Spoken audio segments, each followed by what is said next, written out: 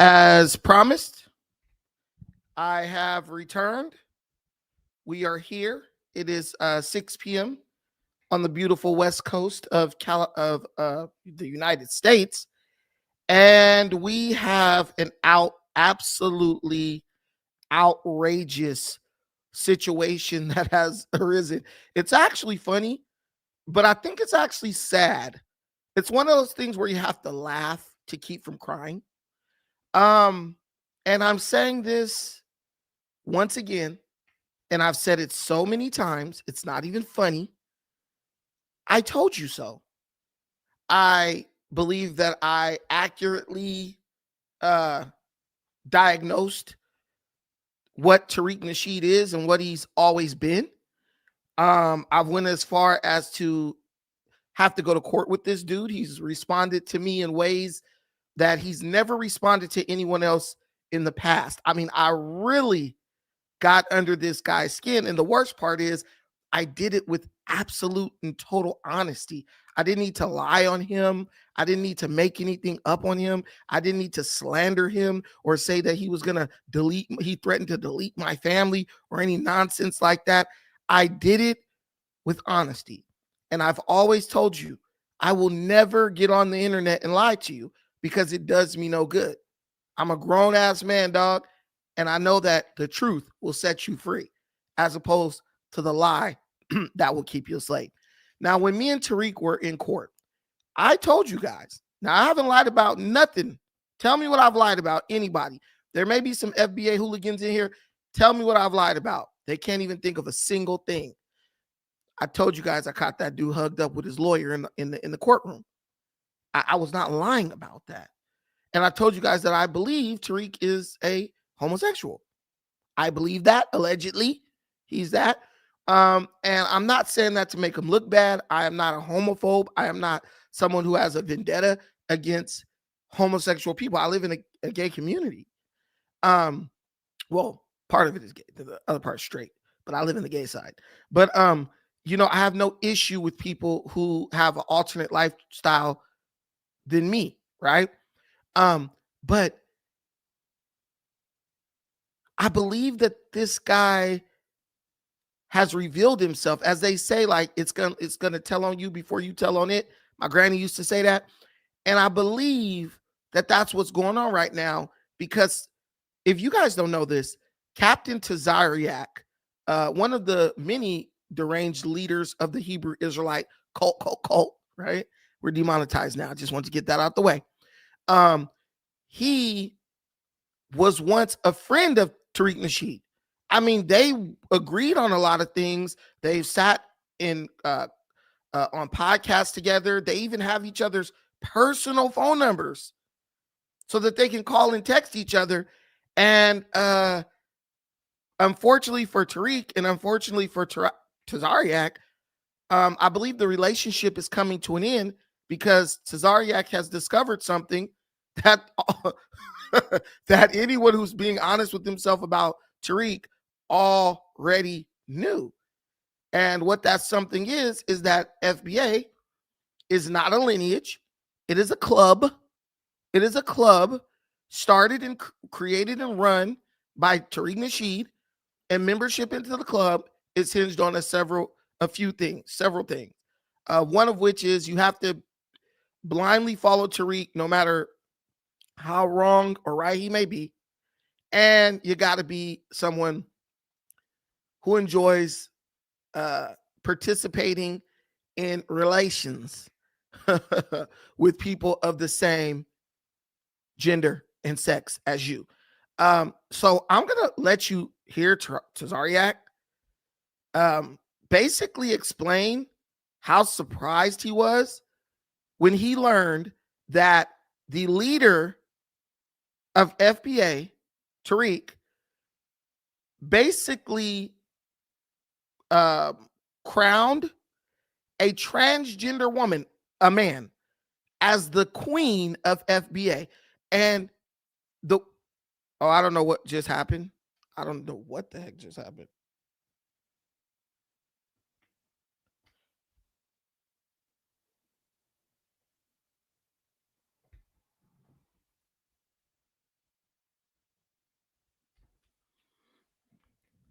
Hold on. Hold on. We're still here. He crowned this woman, this man who dressed like a woman. He crowned him king of FBA. And I don't know if you guys know, it's a man who is a transgender named Giselle. And he's always calling into TARIQ streams. I don't really watch them, but people have sent me clips of this. And it is a man who is moonlighting as a woman. TS Giselle. You know, transsexuals or transgenders, they'll put TS in front of their name. And her name on social media is TS Giselle. But she is the official queen of FBA, recognized by TARIQ and the members of the FBA cult. Tell me that's not absolutely crazy. And it's so bad that no, I'm for real, bro. I'm for real. This is real. This is real. This is not a joke. Listen, this is not a joke. This is not me playing. None of that. I don't play. FBA's queen, elected by TARIQ's, crowned by TARIQ and selected by FBA members, is a transgender man, well, woman, named T.S. Giselle. And I'm sure he's hideous, pause, because it never shows its face. It never shows its face. So listen, I'm going to play first I'm going to read what he says. Then I'm going to play his video. And this is all true. And if you need it to be confirmed any further, if you go to the comments under this video, under this video, this post from Tazaryach, you'll see that the FBAs are actually coming after Tazaryach and saying, yeah, he is our queen and you need to leave him alone. Here it goes. This is no disrespect to FBA, just them dumb ones on X who allowed this bull crap back in January. Now, FBA is started by TARIQ. I'm going to go beyond just the FBA on X. It's all FBA. TARIQ is running point for FBA. No one has stepped up as an official leader of FBA. So I assume that the FBA is on board with this. There's no disrespect to FBA, just them dumb ones on X who allowed this bullshit back in January. A trans woman, aka a man, was voted by Spaces FBA as the queen of FBA. Diabolical. I called it out. Asked TARIQ about it, and he decides to call me COINTELPRO and agent. It don't get no more agent than letting an LBGTQ be your queen when we got beautiful black women. Why is she being pushed to the side for a man? If you're gonna talk about me, be man enough to say my name instead of vagina. So I guess he's calling TARIQ a vagina. And this is all confirmed because if you go to the comments, I want to show you one way you can quickly confirm this. Stephen Hunter Johnson, he got foundational Black American in his title. As a FBA, you should mind your business and leave the queen alone. She and TARIQ have an old relationship friendship. And if you don't get it, you don't get it. What? What does that have? You must forgot that FBA is anti-black gay X cult. No, we didn't. We didn't. FBA is a lineage, not a movement, and TARIQ isn't the leader. He's not the leader, but he's determining who your queen is. So basically, the FBA lineage is now being represented by a transgender. This is what we doing out here. This is most of them. FBA man wishes bombs dropped on Africa and admits to having a tongue ring. Look at this. You fallen for the psyop. You either didn't do your research, you're ignorant, or you're an agent. Nobody voted for a transsexual to be anything. You can't even tell us who voted in that poll. Could have been a bunch of white homosexuals, but you're running around whatever. But look, this is the way FBA thinks. Oh, it could have been a bunch of white homosexuals. Okay, so why when he hit up TARIQ, didn't TARIQ say, oh man, that was just a bunch of suspected white supremacist trying to throw a gay bag on FBA. No, he started calling Tazaryach names. He started saying Tazaryach is an agent. He's COINTELPRO, all this nonsense, the same discrediting tactics that he tried to use against me. So the goofy dummy followers are like, nah, man, you falling for the trick, the psyop. Bro, what are you talking about, you idiot? You're falling for the psyop because TARIQ didn't deny it. He didn't say, no, that's not the case. You're 100% wrong. He started attacking Tazaryach for having an issue with it. But this is FBA. Look, this is FBA. This is your queen. There's been no separation of FBA from TARIQ. They still worship him as their Lord and Savior. But when he does something they don't like, they try to run to the, well, FBA doesn't have a leader. Well, every group has a leader. Who's you guys' leader? It's TARIQ. Because you guys play these little fruity games when you think there's no one around in the X, formerly known as Twitter Spaces, right? Because they take their wigs off. They take their wigs off once they believe that they're anonymous, and they believe in X Spaces that they are anonymous.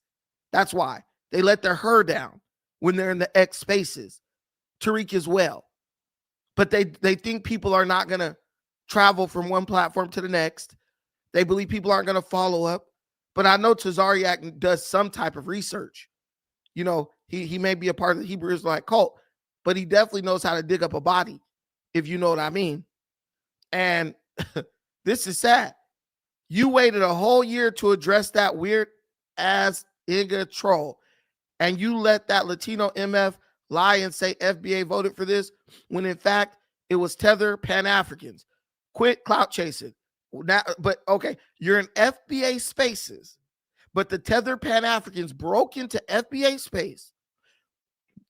Y'all did a poll and they voted for a transgender to be the queen of FBA. How do people even know who TS Giselle is if TARIQ doesn't let her constantly call up on his platform and get onto the call-in part of Twitter Spaces and talk to people, openly being a transgender and letting people know that he carries some type of weight with TARIQ NASHEED? How do you even know who this person is for them to be voted on? If they didn't want the transgender to be selected, couldn't they just say, hey, let's take this transgender person down?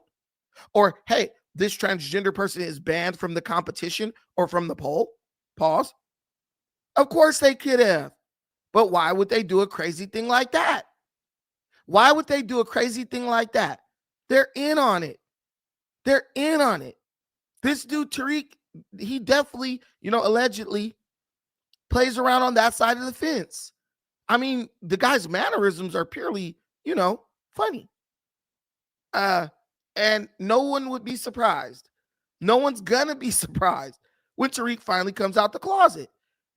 And then you guys will know that FBA, just like BLM, just like every other Black alphabet group, is nothing but LGBTQ propaganda psyop organizations that are used to drag people into it under the banner of like Black empowerment, but they go in revolutionary and they come out queer or questioning.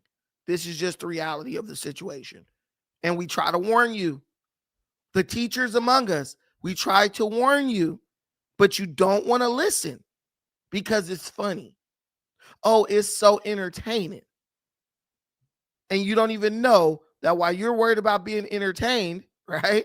While you're worried about being entertained, they running a game on you. Let's tap in. Hey, man, I'm going to be real brief, man, and maybe I'll put the video up. TARIQ NASHEED is apparently subliminally talking about me because he's too vaginal to say my name directly. So I'm the person that he's trying to call COINTELPRO XYZ because I text and asked him if a man pretending to be a woman that's calling himself the queen of the FBA was something that they represented. And then he gets mad at me for asking him. And I'm only asking him because he's the quote unquote head, especially on Twitter Spaces. So I figure I go to the source because we had a relationship, and instead of him respecting it, he calls me agent, talks about me subliminally. That shit don't really matter. What's diabolical though is that straight men who's supposed to be about foundational black people would allow a gay man to represent himself as the queen of your so-called movement. What's worse, asking if it's true, or letting some letting some gay man troll you to being that? A gay man could never troll the Israelite movement, and we accept it, and we think it's funny, and we think it's cute. We would never do that. But the FBA apparently will let a gay man or a trans man troll them. And let me tell you, I want you to understand this first and foremost about the whole idea of trolling and all that. It's not trolling. Well, it is trolling, I guess, if that's what they want to call it. What it is it's testing. Trolling is testing. They do it to see how far you're willing to go. I'm a deep in my voice because somebody said I'm gay because my voice is high pitched. They test you to see how far you're willing to go. It's like a dude kissing you on the lips, testing you to see if you're going to get upset and knock the piss out of him. They call it trolling, but it's really testing. And that's how they weed out the people within the cult to make sure that those people are not going to have an issue with the gay stuff that they're doing. T.S. Giselle has been a part of the FBA movement from the beginning. He makes it clear that he is friends with TARIQ NASHEED, and TARIQ NASHEED will give T.S. Giselle more respect than anybody else in the FBA space. Now, does T.S. Giselle maybe have some dirt on TARIQ? I mean, we did see bro with the faux locks, trying to look cute, trying to look like a pretty princess. So I'm thinking that maybe T.S. Giselle might have a little dirt on TARIQ, and in the way that TARIQ stays on T.S. Giselle's good side is to be welcoming of the transgender presence within FBA spaces. Because all you had to do, TARIQ could have said, nah, man, that was just a troll. They be in the spaces. Ain't really nothing you could do about it. But TARIQ got angry. If you want to know who's in charge, just find out who you can't talk about. If you want to know who's in charge, just find out who you can't question. And if someone with the weight of Tazaryach, because bro's holding weight in the black spaces, as ignorant as he may be, if bro goes to TARIQ on a personal level, one-on-one, one of these podcasters might curse you out if you're in front of their audience and they have to do it to save face. But if I hit you up one-on-one and you curse me out, that's like man-to-man shit. You curse me out over a transgender? Bro, I'm only coming to one or two conclusions. They related to you, or you boning them. Or you're boning some, or they got some dirt on you. So I guess that's three conclusions. This makes absolute sense. It lines up with everything we've already known about TARIQ NASHEED and FBA. And I don't understand why. Well, I do understand why, but I can't see how being in denial benefits the FBA masses. So whose vagina? Oh, that was it. Ha! Oh, yeah. Hebrew Israelites are totally grifters. They're totally grifters. 1,000% grifters. But that's what I'm saying. I don't think Tazaryach was even approaching TARIQ as a Hebrew Israelite per se. I just believe he was getting at him on some black stuff, like some pro-black shit. Like, hey, bro, what's this I'm hearing about the transgender? the transformer, being the queen of the FBA, because this guy Tazaryach, he also identifies as FBA. He also adopted the FBA, right? He also adopted the FBA moniker. And I told you guys, stop labeling yourselves based on something that you can't control. Why would you label yourself, right?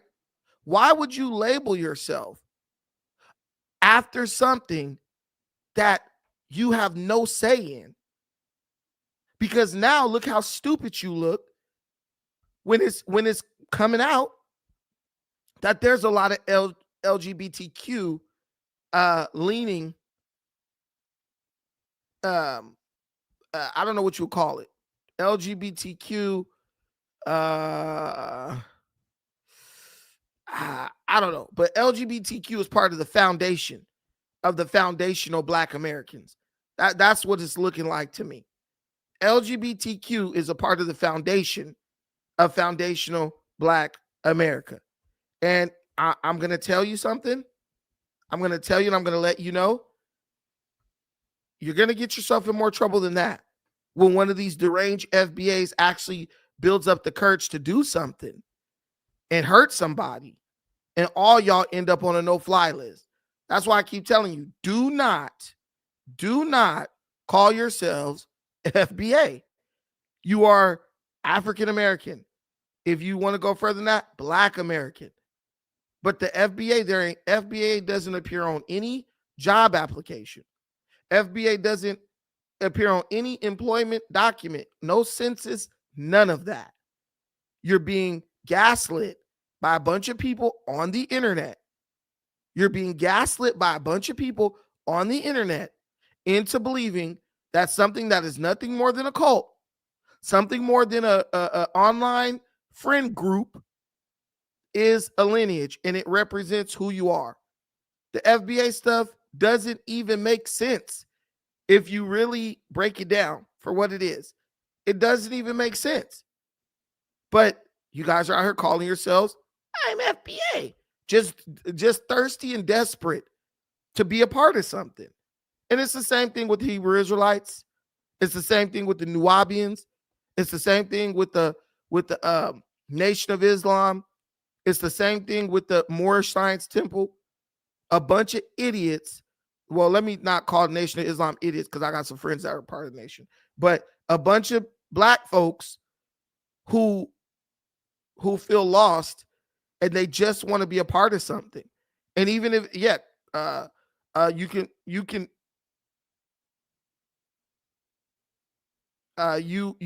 even look at these gangs. It's just a bunch of lost people, a bunch of lost souls who want to be a part of something, and to be part of it, they're willing to sacrifice everything. They don't care as long as they're in the damn club. Don't matter what the club do. And we know this is true because even looking back in the days, the 60s, 70s, and 80s, how many people spent their whole life in prison because they just wanted to be a part of something, but didn't really understand what that something was at its core? It's too much of that going on.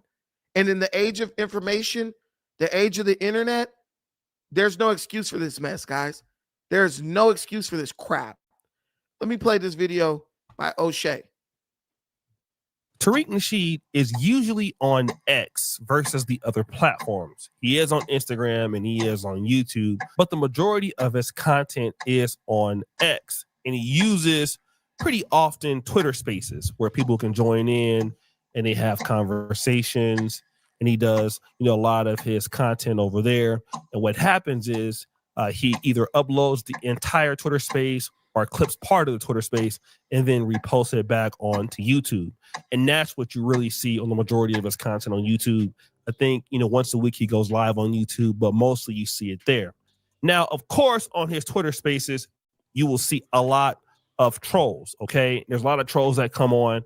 He doesn't know them, but there's one that comes on by the name of T.S. Giselle, who is a transgender. And T.S. Giselle is just a troll. I don't know if that's a real individual or not. No, O'Shea. You're not getting away with that. He's not getting away with that. T.S. Giselle has been with TARIQ from the beginning. They are friends. They are personal friends. But now FBA is trying to do, is my voice deep enough for you guys? Just let me know. What video is kind of shaky? Oh, it's because me. I'm shaking this little table that I'm using. My bad. But thanks, LTZ. Thank you for telling me. But listen, they're doing damage control right now. The cat is out of the bag. The cat is out of the bag. This is just like when the pastor get found out. He's doing damage control. Now he's trying to disassociate and separate himself from people who he's been cool with. TS has been around since the beginning. They're definitely friends.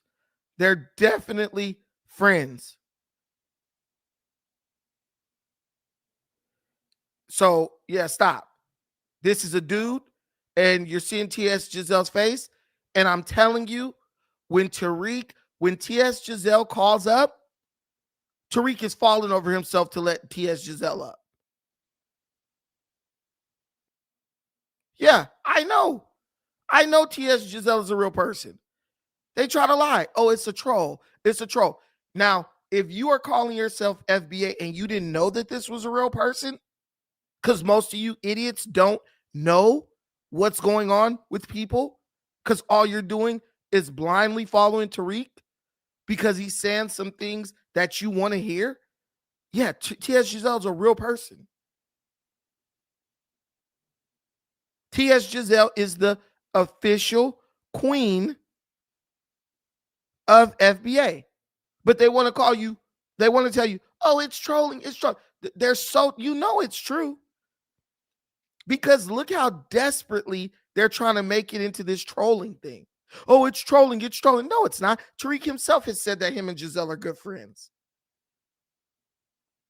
TARIQ himself has said that him and T.S. Giselle are good friends. Yo mama is a nigga. I mean, yo mama is a man. Y'all got two daddies over at FBA. Let's just call it what it is. Y'all got two daddies and y'all mad. Let's steal a line from O'Shea. I know y'all mad, but it's not our fault. We tried to warn you. Look, they are upset. They're upset in the audience. I'm a liar. I'm a liar. Okay. Even O'Shea, who calls himself Foundational Black American, is coming out with the video. TS is your daddy. Your second daddy. Everyone knows. But I've been saying this stuff about TARIQ for years already. I mean, I don't want my channel to become like a TARIQ NASHEED bashing channel, but because I figured it out so quick, the puzzle was very simple. The puzzle was very simple. And this is, you see why most celebrities won't touch TARIQ. The only proof I need is he said it on his live streams. That's the only proof I need. But comes on, and TARIQ NASHEED typically will have the person on for like a few seconds or a minute or whatever. Then he just boosts the person off the platform, and that's pretty much what it is, right? But then there is a controversy surrounding T.S. Giselle, as you know, which is probably a transgender person. And so this is what's happened. Speaking of that, with that T.S. Giselle, there was and you got to watch these ops. You got to watch these ops. This is one of these Hebrew Israelites. He tried to use T.S. Giselle to start a failed rumor. Did y'all? And some of y'all didn't even see this stupid shit. This dude running around talking about T.S. Giselle is the first lady of FBA. And I really started looking at this dude because I met this cat. And when he started trying to run with that bullshit, I'm like, dude, are you an op? Dude, are you a damn fed? Even, are you a fed even running with some like that? You know what I'm saying? When you engage in bad faith shit like that, that's fed talk. Yeah, this dude. Now, T.S. Giselle is a damn trans troll. There's a bunch of them. So T.S. goes in these, just this say anything. Nobody takes this person seriously. I'm taking him very seriously because I've heard with my own ears TARIQ defend T.S. Giselle and say that him and T.S. Giselle were good friends. And I'm telling you, TARIQ was someone who desperately wanted to be a part of Hollywood. Understand that. TARIQ was someone who desperately wanted to be a part of Hollywood. Let me deepen my voice back. And he failed at it. But do you know what you have to do and the type of things you have to engage in and the type of people you have to engage with to be a part of the Hollywood swamp? I live in LA. You want to know why that person who's been trying to make it in the acting game for decades and never made it? You know why they never made it? Because none of the higher ups are attracted to you. Do you ever notice why one of these no talent hack actors or actresses keeps getting in movie after movie? I mean, look at Lupita Nyong'o. What's so special about her? Nothing. Why was she in every movie over the Nigerian chick who played in what's her name, Cynthia Erivo or whatever her name is? What's the difference? Which Hollywood executive they allegedly sleep with? That's it. They're not particularly talented. Lupita Nyong'o isn't a particularly good actress. She was allegedly laying up with Harvey Weinstein. And do you notice when he went to jail, her career was over? What has Lupita been in since? Tell me. TARIQ knows exactly how the game goes. And there's something going on with this T.S. Giselle. There's something going on with this T.S. Giselle that TARIQ does not want exposed. And Tazaryach saw it. He called it out because TARIQ went after him personally. I mean, bro gave you the respect of calling you personally. And you got so angry that you'd start disrespecting that man. And he took it to the streets. And let me tell you this. TARIQ is so quick to disown people. He's so quick to disown people. Why doesn't he just disown T.S. Giselle? He did it to the Secure the Tribe dudes. Remember that? Remember when Secure the Tribe said that they had some issues with TARIQ? They didn't even say they had issues with TARIQ. They just wanted to do the pull-up summer. And they said they were down with TARIQ. And when TARIQ was trying to get onto the Revolt tour, TARIQ was so mad that they didn't hire him. And I believe one of the reasons they didn't hire him is because they discovered that he was part of the whole FBA pull-up summer nonsense. And people were on the internet saying some absolutely crazy things. TARIQ was so mad at that he doxed all the members of Secure the Tribe. Literally went on YouTube, I'm on Instagram, went on X and gave their names, addresses, phone numbers, where they worked, where you can find all the information he had on them, he gave it. He doxed them because he was pissed. Why does he just do that with T.S. Giselle? If this is not true, just tell us the real name of this person. Hey, this person is not a part of FBA at all. Denounce this person. Denounce this person. He won't do it. He won't do it. T.S. Giselle, I believe, allegedly, T.S. Giselle got something on this fool.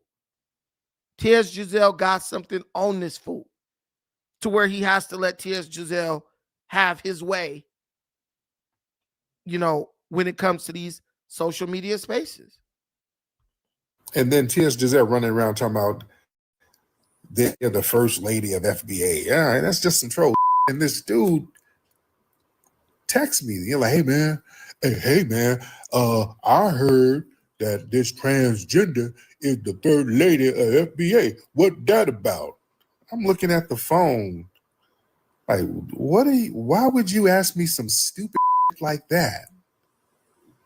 Why would you ask me some shit? Like, I'm looking at this dude funny for even asking me that.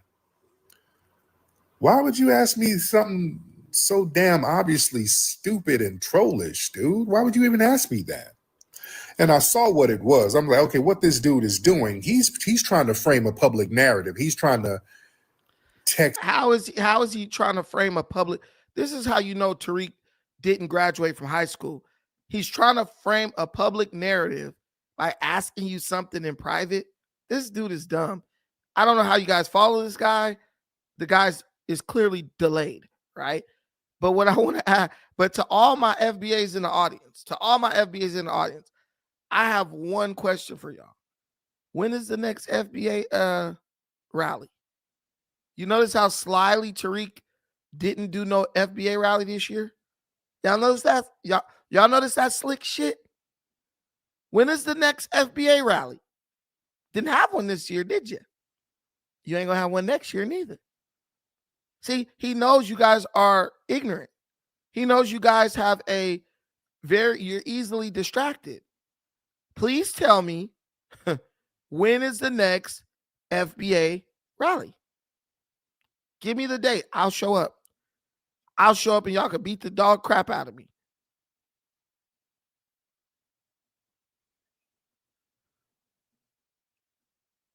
There's never been a rally. See what I'm saying, guys? These people are idiots. These people are idiots. Hey, man, we know who the FBA are. We know who the FBA are in the chat because history disappears when FBA, enters the room. There's never been a rally. Okay.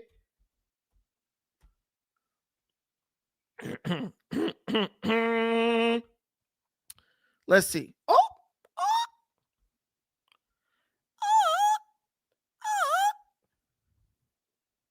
What you talking about? That clearly says the FBA rally for reparations.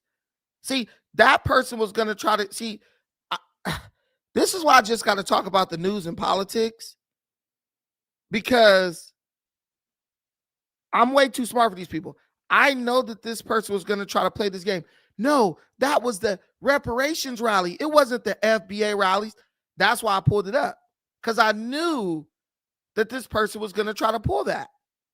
No, it always has been, and it always will be the FBA rally for reparations. No, they tried to play. See, right here. There was a reparations rally for FBA. No, there was an FBA rally for reparations. It's literally called the FBA rally for reparations. And it was also a Juneteenth celebration. And they also had Big Daddy Kane there. What are you talking about? The FBA rally for reparations. It was not the FBA. It was not the rally for it was not the reparations rally for FBA. See, you're wrong. You're wrong. So what? So what? No, this was last year. See, look. So what? You said there wasn't a rally. There wasn't one this year, Live Long, you genius. This was way back in June 15th of 2024. You do know we're in 2025, right? You do understand that, buddy. You do understand that, buddy. TARIQ got y'all coming and going, cooking y'all socks because y'all so dumb. And when I tried to warn you, you didn't want to listen. You didn't want to listen. And now you out here looking stupid. Oh, Live Long, my bad. He said, I'm talking to Tony. Right. So what? Yeah, there was no rally. This was last year. In June of next year, that will be 2 years of no FBA rally. He just got y'all money and moved on to the next con. They didn't. At this point, reparations is on the ground and they kicking it. They done stomped it to death. And TARIQ ain't mentioned a word. I haven't even heard TARIQ say the word reparations. I mean, I don't listen to his content, so y'all would know better than me. But I don't hear anything about reparations coming from the Reekster. I'm just saying. It's me, so he can run whatever response I give. He's gonna run publicly with it. I already saw it, and sure enough, he did. Because I'm like, I don't even dignify no stupid shit like that with no real response, bro. I don't even know why you asking me that. Woo! TARIQ Nasheed is discussing a situation with a Hebrew Israelite who is, questioning him about this troll that is coming on to his Twitter space.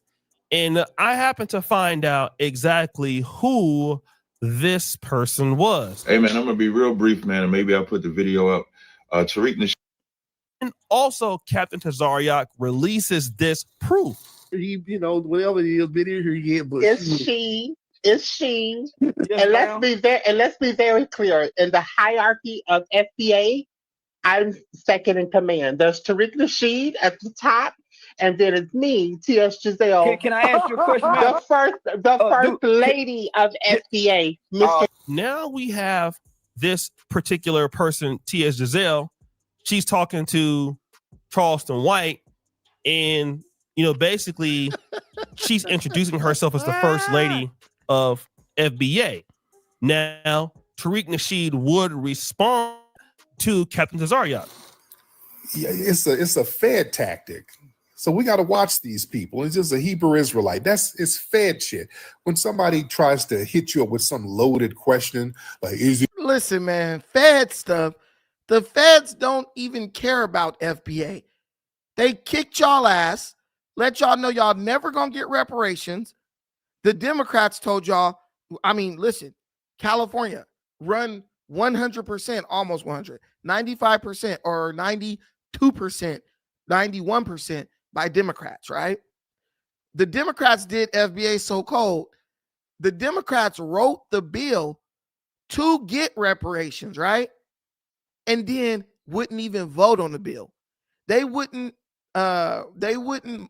motion for their own bill that they wrote to be voted on because they didn't want it to go on record that the bill for reparations was voted on and didn't pass. A 92% Democrat legislature, right? They're gonna screw you and not give you the reparations, but they don't want to put it on paper because they still need your goofy ass to vote for them until they get the Hispanics the power, the voting power that they want them to have, and then they don't need your vote anymore. So stop talking about agent tactics. There's no longer any need for agents against FBA. FBA has proven that they're nothing but a toothless dog. All bark, no bite. Everyone quits. No one wants to work. And your leader disowns you every time he gets pressure, every time the pressure is put on him. Y'all might do better with T.S. Giselle because TARIQ just disowned you. TARIQ won't even say, I'm the leader. But let me tell you this. T.S. Giselle said, when it comes to leadership at FBA, I'm second in command. Well, who is first in command? That's my question. If T.S. Giselle is second in command, who is first in command? Think on that for a second. It's true that they troll at the first lady of FBA? You asking a question that's designed to embed a lie in the question itself. So whether you say yes or no or whatever, no, clearly it's some troll shit. But yeah, you walk away with the lie repeated. And you're just trying to set up a basis to spread the lie, which failed. You know what I'm saying? Because now it's like, man, do you think people are dumb? Yeah, you have no respect for the public to even run with some shit like that. Now, TARIQ Nasheed did not mention his name, but we already know that he's talking about Captain Tazaryach. And so what he's saying is like, hey, got an issue with the Hebrew Israelite guy. TARIQ NASHEED is no doubt probably the best online content creator, comedian in the space. So TARIQ NASHEED does entertain people. Because as Israelites, we won't allow that. It seems like Captain Tazaryach, who I think is a smart guy, because when you hear him debate, he's intelligent, but it's he loses most of his debates. But this is what happens when you go for this is what happens when you follow cult leaders. When you take members of cults and you put them up as leadership, they're just gonna keep on dragging you from left to right, up, down, side to side. They're gonna be playing you. Yeah, O'Shea just be sounding crazy when he tries to defend TARIQ, right? He just be sounding crazy. But FBA, because I love you guys, if you want to come up here and defend your fearless leader, I'll give you the opportunity to do so. These days on YouTube, guys, the terrible people get all the views. I'm not desperate for anything. Someone sent this and said, "Can you please cover this?" They said, "Can you please cover this?" And like I tell y'all, for a small fee, I'll cover any topic you want. So yeah. Right, Kamisi. TARIQ never disowned T.S. Giselle.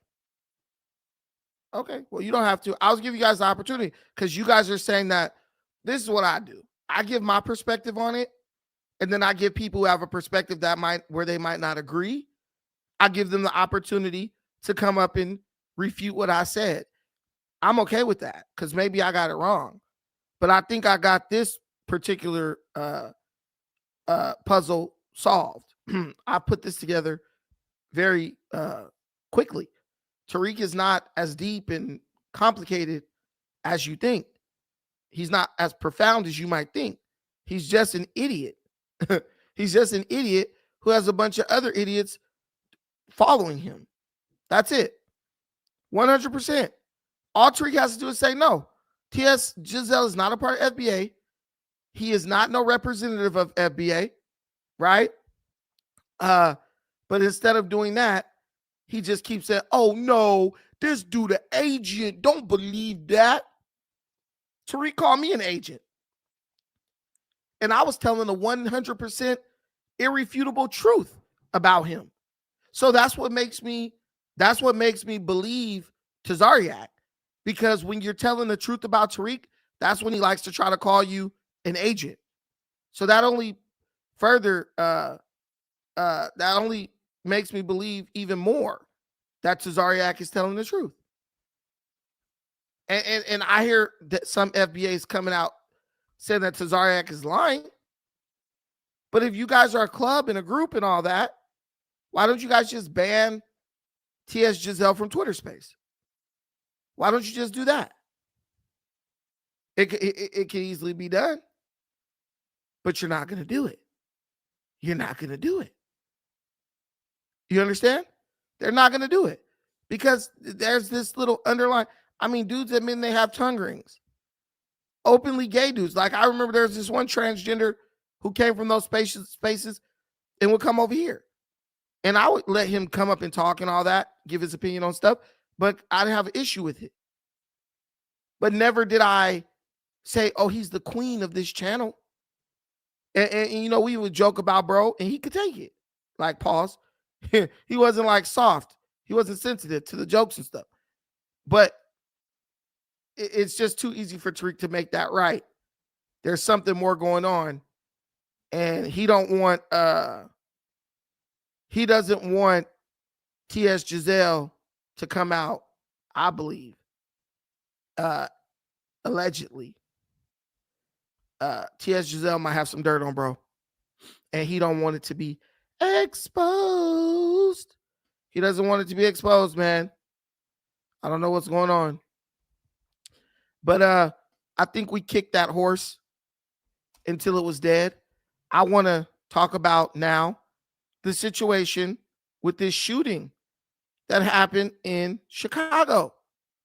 Mayor Brandon Johnson told us the kids just need jobs. crime is down in Chicago. You got the Jam podcast with the young black men who spread the propaganda, Post the on liberal X. socialist propaganda for the city of Chicago. And they're telling you that all you need to worry about is the illegal criminal. You need to worry about defending illegal criminal alien migrants in Chicago. And that's the most important issue, right? That's the most important issue in Chicago right now. Oh, these immigrants, and they like us back when we was when we was kings, when we was slaves. If FBA needs a new cause to fight for, the cause is to get these illegal immigrants out the country. But they only focus on hating black illegal immigrants. They only focus on their jealousy of black legal immigrants. They couldn't care less about an illegal immigrant committing crime that's not even supposed to be here. That's from south of the border. FBA likes to marry those women. So they're going to always be down with those people being here. But let's tap into this situation one time for the one time. Post on X from Alderman Brian Hopkins, who's of course one of the downtown aldermen, and this is the alderman speaking here, so that's who we're attributing this to. He has posted a tweet or on X, 300 juveniles, he says, noting rioting in the Loop now. At least 5 victims have been shot, 1 critical with life-threatening gunshot wound to the torso. Multiple police officers attacked and injured with mace and stun guns. At least 1 police officer has been hospitalized. That's according to downtown Alderman Brian Hopkins, who has been very vocal, Rob and Cheryl and Trey, about the need to have new rules of engagement for the Chicago police in terms of how they can deal with youth and how they can deal with large gatherings of youth that happen, as Cheryl, as you say, when the weather gets nice. And it became quite a political story, not just a few months ago. Brian Hopkins, one of the big advocates for allowing the police to have much more flexible rules, ability to declare a riot, declare an unpeaceful situation, and to clear people out. So these numbers that he's talking about are a lot bigger than we had heard earlier before. He's saying 5 people injured, the shot, I should say, at least 1 with life-threatening wounds. And there was always that conversation about the curfew between the mayor and the superintendent and the alderman. And that discussion was a constant discussion. And I'm sure this will become a very much needed topic once again. If he says he saw or he's getting information that 300 young people, and at 9:45 tonight, and I went to Rob's office, I went out into the newsroom and I said, you guys, something is happening downtown. Not sure if it's a teen takeover. And everybody started researching on their phone to see if they had any information, if there was some kind of meetup, because it started to get violent. And then 5 minutes later, that's when the gunshots were fired. And we saw these teen takeovers over the summer. They dissipated over the fall. Now we want to play an audio clip. None of us have heard this. Now, what I want you guys to understand about these situations is it's starting to get volatile, because what nobody's talking about right now is the fact, and it was briefly mentioned here, that there were police officers who were attacked. Okay. They attacked the police officers with stun guns and pepper spray. So there were police officers attacked. And Chicago has these rules around the way police officers are able to engage with people who are under 18. And let me see if I could just pull this up. But basically, Chicago has rules where the police can only do certain things with when they're dealing with minors. So now the people of the city are calling that these rules are revised. They want these rules to be revised. So that the police can basically whoop these kids' ass. That's what's going on. They have the mayor has put rules in place that impact the way officers can interact with minors, even if they're doing crime. But you've gotten to the point where you have these minors now attacking the police. And so people are like, nah, that sounded good. But now we got to change this. So when the police interact with minors in Chicago, all interactions must be conducted with courtesy, empathy, and dignity, using developmentally appropriate and trauma-informed communication skills. So they can't say, hey, get the F on the ground. Can you please get on the ground? Can you please stop resisting arrest? De-escalation. Officers are trained in crisis intervention techniques and are required to use de-escalation. They're required to use de-escalation strategies, such as using a calm tone like this, allowing time for processing, and limiting external stimuli in incidents involving youth in crisis. So what do you think that's doing? Alternatives to arrest. Officers are encouraged to exercise discretion to use alternatives to formal juvenile court referrals, including warnings, guidance, and referrals to community services, mental health, mentoring, counseling. So basically, if you don't do this, right? You don't do this, if you don't operate like this as a police officer in Chicago, you can lose your job. You can lose your job. And they wonder why the youth are out of control. The youth know that the police have basically been castrated. They can't do anything to them. So now it's to the point where the police, where the youth, they don't even run from the cops. They attack the cops. They attack the cops. Because once you put in rules like that, now you're just aching for a lawsuit from one of these hooligans, one of these pookies. Because they'll say, well, you're supposed to deal with me like this, but you didn't. And that's what they want. But now, guess what? Now it's coming to a head.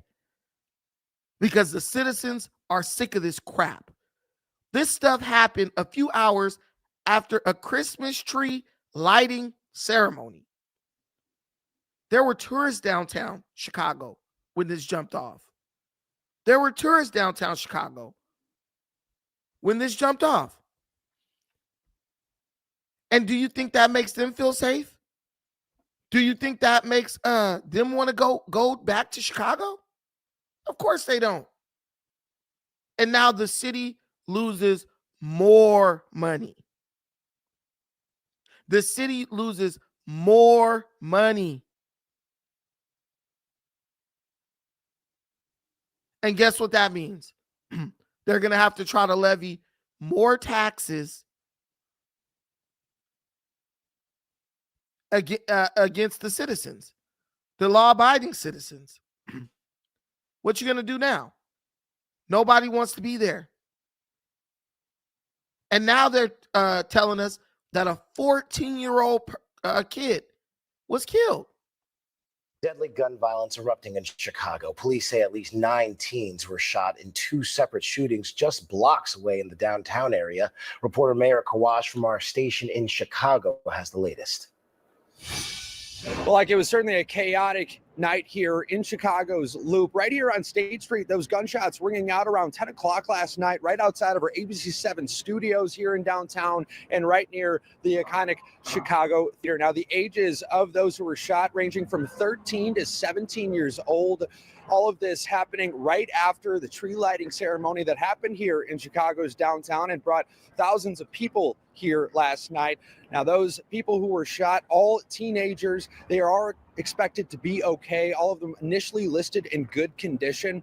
And then about 40 minutes later, there was another shooting just around the corner on South Dearborn Street, just a few minutes away from where we're standing right now. About 10:40 last night, there was another shooting involving 2 males who were hurt in that shooting, a 14-year-old dying. That is what Mayor Brandon Johnson told us earlier this morning. At this time, no one is in custody. We we'll likely expect to see more of a police presence out here tonight for that Mag Mile Festival. But very chaotic and disturbing, as you had 9 people shot, and one of them, a 14-year-old, dying from his injuries in this shooting.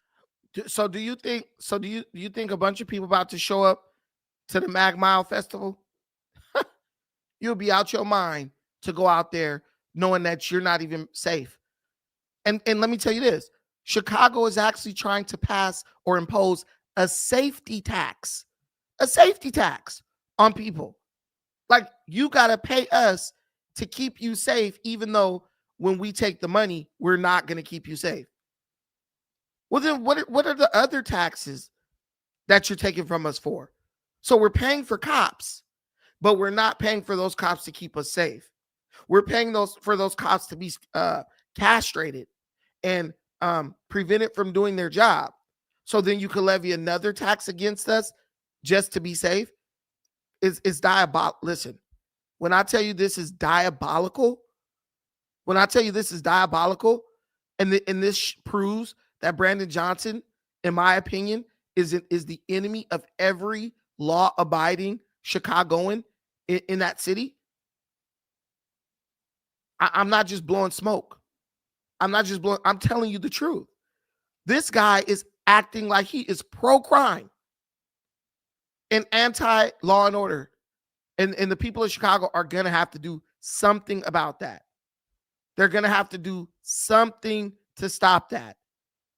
The same kid, crime is down. Murders are down. Hell, but you just had like 14 people shot in one night.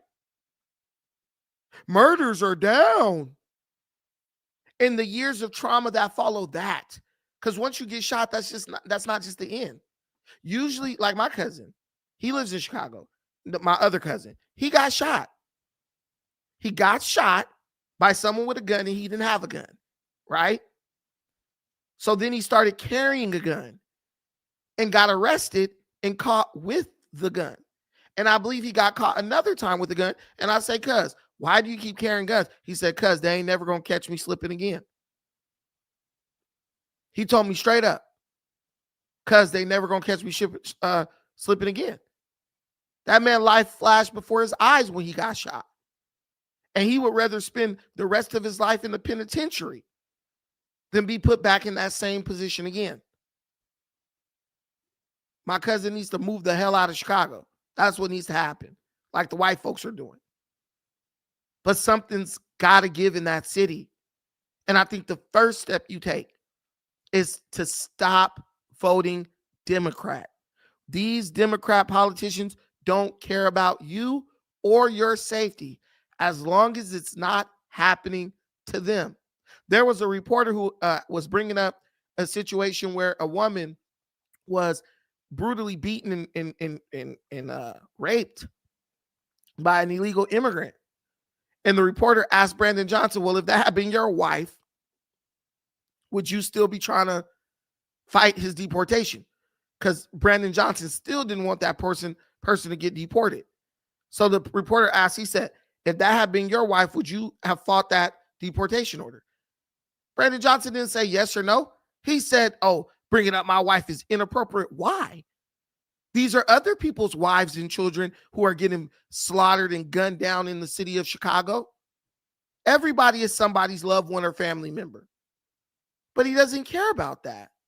He doesn't care about that as long as it's not affecting him. And that is the common denominator among all liberals. They only care about how it makes them feel. They don't care about how what they're doing makes other people feel. Back in the day, they used to call them do-gooders. Now we call them virtue signalers. But it's the most self-serving form of virtue to ever exist. I don't care if it hurts you. I don't care if what I'm doing as mayor hurts you. They always have this invisible group of people who they're fighting for. They never bring them up on stage. They never take you out to meet these people. They're just like, yeah, I'm screwing you over for Johnny across the street. Well, can I meet Johnny? Can I talk to Johnny? to see if his head is on straight, to see if he'll actually be able to take advantage of the things that you're screwing me over to give him. You go over to, but you'll never meet Johnny because Johnny don't exist. Johnny is just a figment of the mayor's imagination, which he uses to justify, which he or she uses to justify draconian tax laws. It's ridiculous. This is sad. But you guys let me know what you think about it in the comments. And we got to move on. There's another situation that recently unfolded where did you guys hear about this? Where the woman was set on fire in a train, I believe. I believe she was set on fire on a train by a person who have been repeatedly arrested, like dozens of arrests. So this situation took place in New York City. Another cesspool. Another flipping cesspool. This woman set on fire by a man. And you got this guy Zoran. We're gonna see what he does. But you got these people talking about affordability, and I'm with them on that 100%. But they really have to do something about safety. You have to do something about safety.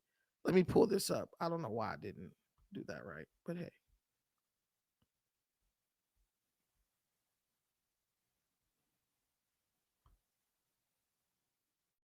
Breaking tonight, a suspect is now facing a federal terrorism charge in an attack on the CTA Blue Line. Prosecutors say he's the man who randomly set a woman on fire earlier this week.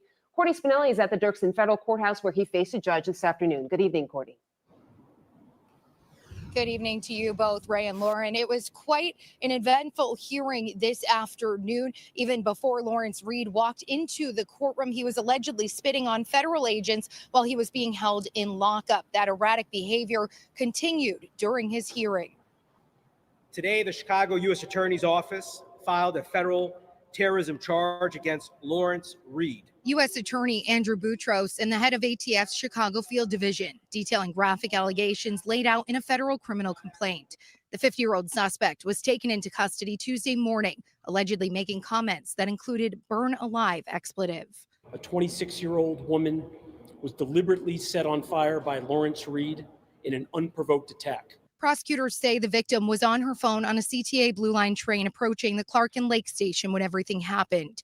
Minding her business, Reed allegedly walked over and poured what prosecutors believe was gasoline all over her head and body.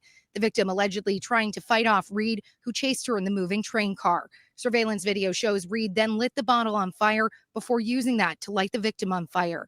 The suspect allegedly watching as the victim frantically tried to put out the fire by rolling on the ground of the train car. The surveillance video is difficult to watch and is very disturbing as a young woman was set ablaze and tried to put herself out while other passengers got out of the way or watched. It was at the Clark and Lake station where police found the victim critically injured after two Good Samaritans helped put out the flames on the platform. According to court documents, investigators say Reed used a gas pump to fill a bottle at a gas station about 20 minutes before the attack. In court Wednesday, Reed yelling over Judge Laura McNally continuously, saying he pleads guilty and will represent himself. McNally said, "When you walked in here, I presumed you to be innocent of these charges. I'm guilty," Reed responded.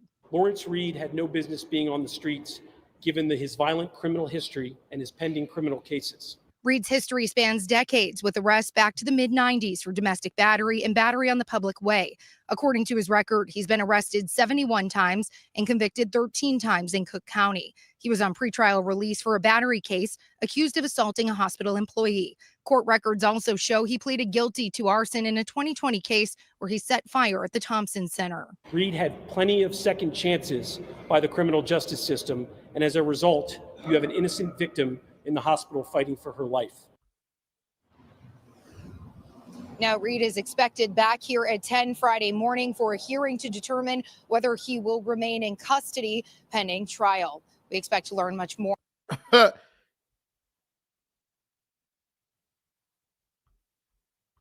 You need a hearing to determine whether or not this guy's going to be let out of jail while he awaits trial. And we got it wrong. They were in Chicago. Another situation in Chicago. The YN shooting up the Christmas tree lighting just isn't enough, huh? It just wasn't enough. Chicago, listen, is there any way they can like take mayors out of office? Like, can they force them to resign or just remove them?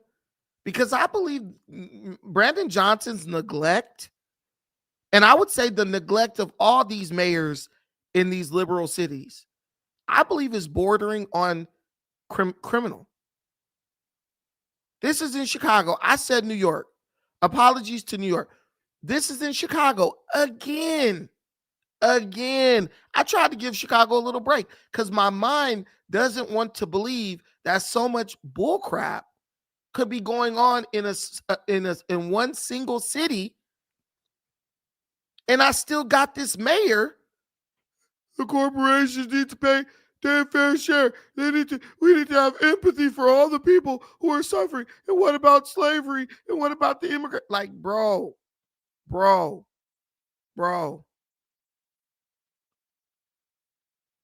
Listen, Game Recognized Game said they rolled back keeping people like this in jail due to the George Floyd Prison Reform Acts.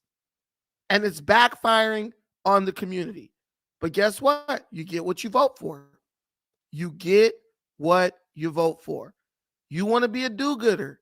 You want to be a virtue signaler. You want to fight and be a champion for mentally unstable people to walk among you. And then when mentally unstable people do what mentally unstable people do, now what? What do you tell her family? She was just a woman on the train, minding her damn business. She's minding her damn business. You think when she walked out the house that morning, she thought, man, my life's going to end today, or I'm going to be seriously injured. Rather, I don't know if she died. Did she die? I don't think she died. Did she die? She didn't die, I don't think. But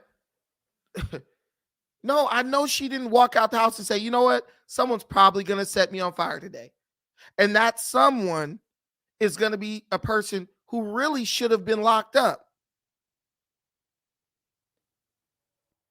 Also, a similar situation happened in NYC. That's probably why I was thinking about NYC. This is just sad, man. It's sad.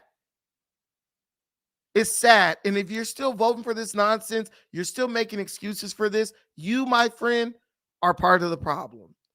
There's no excuse to excuse stuff like this. There's no reason to try to justify or explain stuff like this. This shouldn't be happening. This man's been in jail dozens of times, multiple times for arson. He's clearly out of his damn mind. And what he did was premeditated. He went to the gas station, filled up the little the canister with gas, and was basically walking around saying he was gonna burn somebody alive. But I bet you if you would have called the police and would have said, hey, there's a guy walking around over here with a gas can and he's saying, hey, he's gonna burn someone alive, police would have never came. Police would have never came. And then you have people scared to call because they don't want to create a situation like what happened with George Floyd. Nah, man, you got to start snitching. You got to start snitching.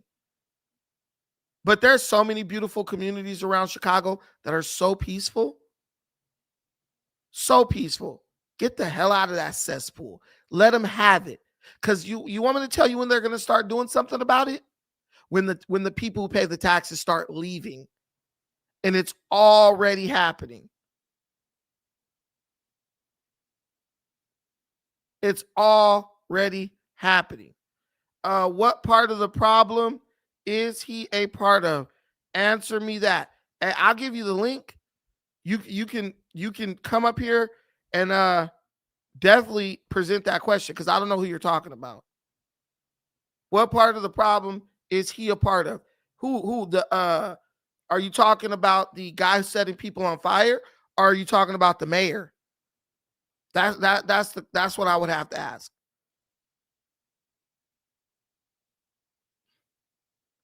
Oh yeah, sometimes when the good people move back or out, when the good people move back or move out, you guys got to explain. But yeah, so yeah, this is just willful neglect. Well, this is willful neglect by Mayor Brandon Johnson. He knows what he's doing. He knows what he's done, and he doesn't care. Even when you look at him speak, he's like a Manchurian candidate. No emotion.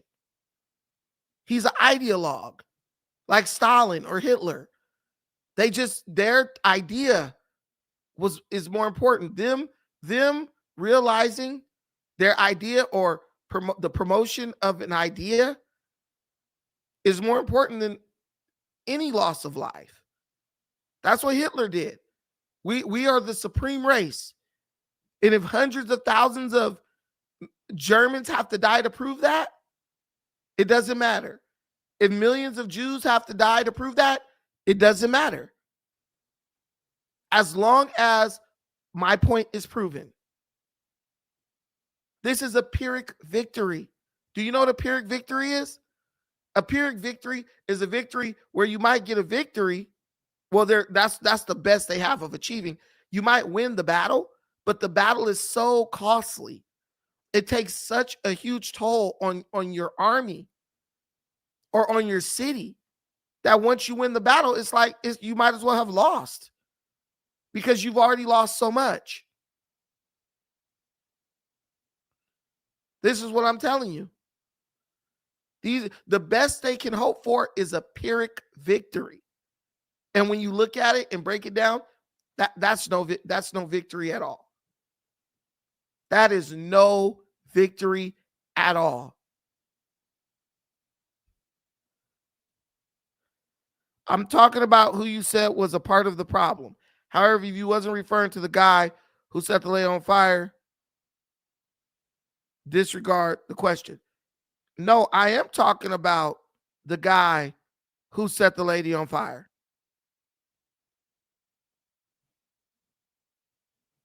The guy who set the lady on fire is definitely a part of the problem.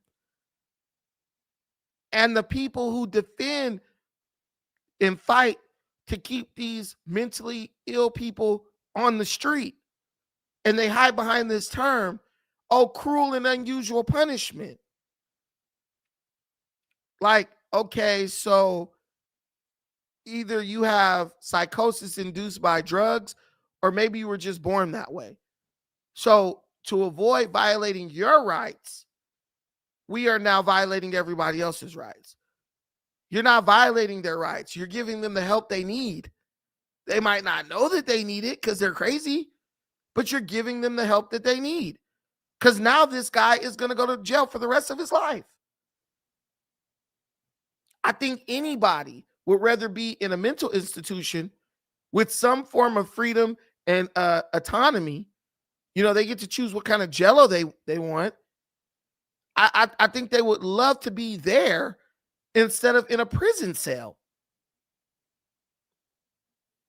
In a prison cell with a door. That's it. With a food tray. And 4 walls around them. In a toilet half a foot from your bed. No, you're helping them. Because if you don't help them by putting them in a facility like that, you're going to end up waiting until they do something that's going to land them in a cell for the rest of their life. Like this guy. He's probably going to spend the rest of his life in prison, in high power, 23-hour lockdown, 1 hour a day to get out. No phone calls, probably no visitation, eating state correctional food trays for the rest of his life. Now, what if they would have intervened before this and helped this man and got him the help he so desperately needed?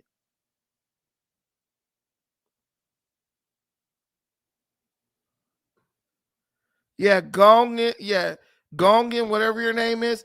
I don't understand what you're saying. Whose problem? And is that problem the same problem if it was a white guy?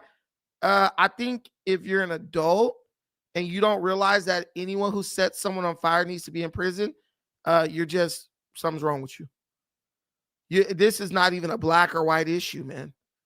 They didn't even mention the race of the woman. Could have been a black woman for all we knew.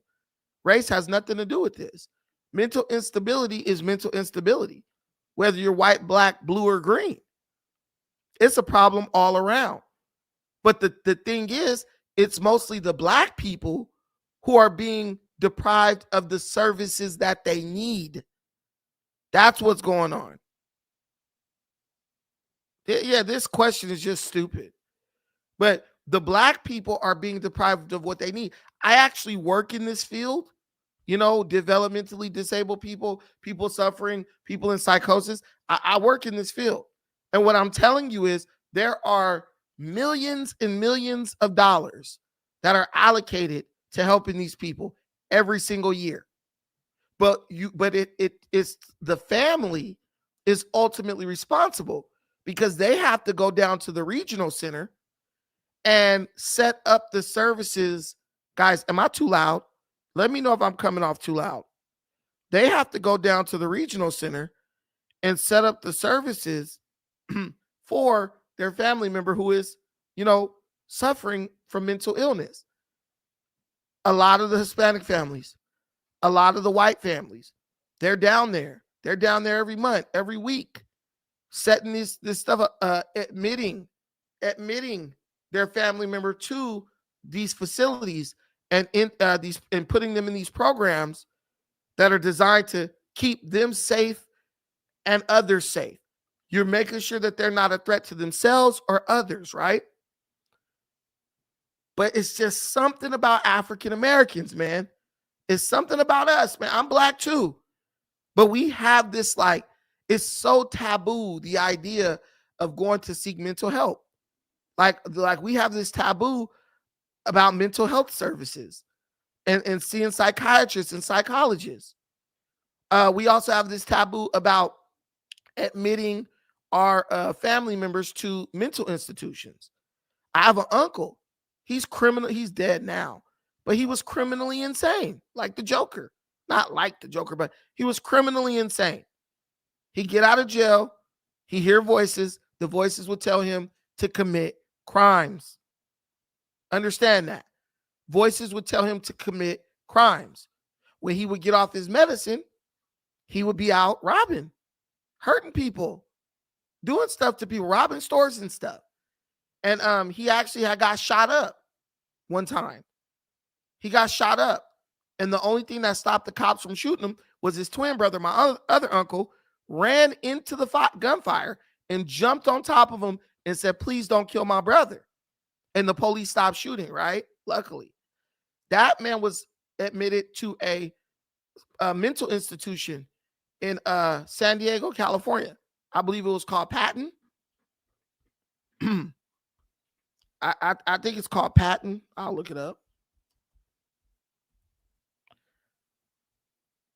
Yeah. This place the city is called Patton, California. But it's right up near on the way to San Diego, I believe. I believe we went to go see him one time. He was buff as hell. But it's been around for ages. It's been around for ages. He was admitted to Patton, this place right here. It started as a little place, and then it got big, man. Patton State Mental Hospital. Here's a little picture of it. This is like a drawing or something. I don't know. But Patton State Mental Hospital, he was admitted there, and he ended up living the rest of his life there. I mean, he was there over like 30 years, I believe. But you know what happened? He actually came up for release several times. Several times. And when he was on his medicine, because he took his medication there every day, he understood, like, if I go out to the streets, I'm probably not going to, like, be on my medicine. So I don't need to be in here, out on the streets. So he refused to accept his release, and he just chose to stay there. It was just better for him. It was better for him. It wasn't a prison. It was a mental hospital. You know, he had autonomy. He could move around, had a room, all this stuff. But it was better for him. We got to bring that back. We have to bring that back. It's not safe for you, me, or our children with people like this running around. What if that had been a young kid, a teenager? What if that had been someone who was under 18? Then what? Then what? You know, I see Gong. None of you people who blame individuals as part of the problem never describe the problem that an individual is supposed to be a part of. The individual is part of the problem because that individual is not taking if they're even prescribed medication, right? That individual, like my uncle, he realized, hey, I'm not right in my mind. I need to be like here. I need to be in this place. I don't need to be out on the street. A lot of people know something is wrong with them, you know, but they don't want to go and say, hey, I need help. But I believe they are part of the problem, because, and when I say that, I really mean like people whose psychosis is induced by drugs, right? Like the guy who he's totally normal, but he does PCP, right? And now he's out shooting people. And I've known people like that. They know, like, you know, there are people who have to get on pills and stuff to go commit murder. There's people who got to get drunk to go hurt people. They know what they need to do, and they know what using drugs will lead to, and they still do it. Right? It's like the guy who goes to the club knowing he just is going there to fight. He's not going there to dance or meet anyone. He's a head buster. He wants to go to the club just to fight. Pick a fight with somebody and start, mixing it up. A lot of these people know that there's something wrong with them. And a lot of these people know how they will behave once they're under the influence. And to those people, I say they are part of the problem. But if you are the person suffering from the illness, mental illness, you definitely are part of the problem. I'm not saying it's your fault, but you're part of the problem. Excuse me. But you're not you're the person who needs help. But I'm not saying it's all your fault. But I'll tell you one thing. Someone setting somebody on fire with a gas can, they know that that's wrong. Even if you hear voices telling you to do something, you know whether what those voices are telling you to do is right or wrong. Trust me. Even my uncle, the one I told you got admitted to the institution, I remember my grandmother told me a story about him. And she was like, one time she woke up in the middle of the night, and bro was in the kitchen having a whole conversation with someone. It was no one there, but it was voices in his head. And he was like, yo, that's my family. I can't hurt my family. Nah, I'm not going to hurt my family. I don't care what you say. I'm not going to hurt my family. I love them. Like, this is the story she gave me. Bro's in there, like he's talking to another person, and that person is telling him to go, like, kill his family, basically. And I remember my grandmother was like, and yeah, that was my last night stand there. And she moved out because she was staying with my other uncle, him and my other uncle, who was his brother. They're actually twins. They both dead now. But yeah, no, people know right from wrong. Understand that. People know right from wrong. A dog know right from wrong. a baby know right from wrong. You don't need this high level of cognitive function to know right from wrong. But it's just whether you can defeat the voices in your head, right? I have a friend. He was suicidal. He's dead now too. For many years, he heard voices telling him to kill himself. He fought those voices for many years. He would take his medication. He'd be fine, normal, right? He'd get depressed about something, stop taking his medication, feel like he's fine, all that stuff. And he moved to another state. And guess what? He wasn't around his parents. He wasn't around his family. Moving to go be with some chick. She didn't know what to do. She left him because she would hear, he was struggling. And he succumbed to those voices and he hung himself in his closet, with his own jiu-jitsu belt, which is crazy. But yeah, it's whether you can beat the voices or whether the voices are going to get the better of you. And in that time, you're only fighting them because you know what's wrong and right. But if you don't immediately go get help, hey, man, I'm hearing voices. They're telling me to do all types of crazy stuff. I guess you can be a part of the problem. Hey, thanks for that, Zarth. Yeah, good friend of mine, man. Sad story.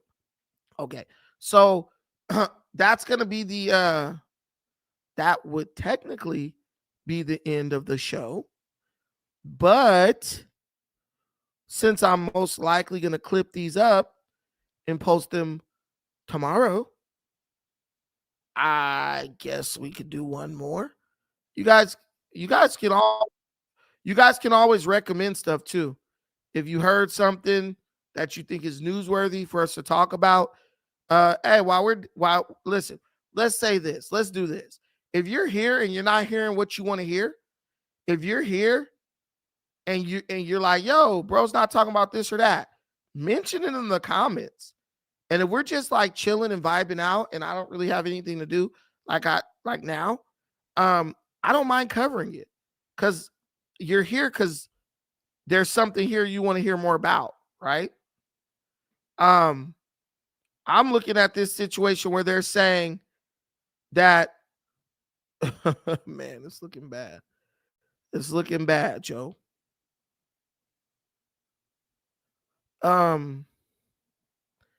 What about this situation where Donald Trump issued a deadline for Vladimir Zelensky to start peace talks with Russia? Yeah, I told you guys, if we get the super chat donations, I think it was $5 donations, then we could talk about the no jumper debate.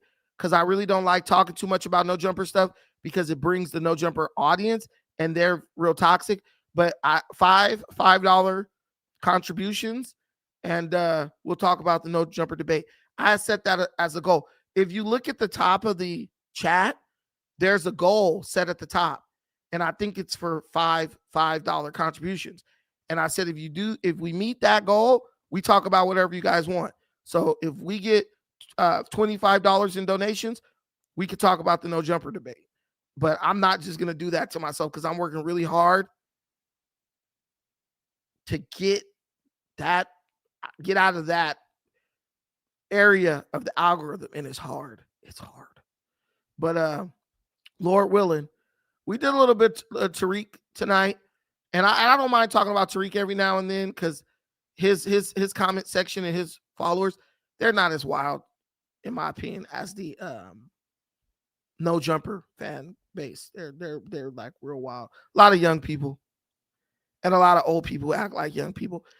But what's up with this Donald Trump giving Vladimir Zelensky a deadline to Ukraine may now face a very difficult choice, either losing its dignity or the risk of losing a key partner. Let me start this over. I'm going to start this over.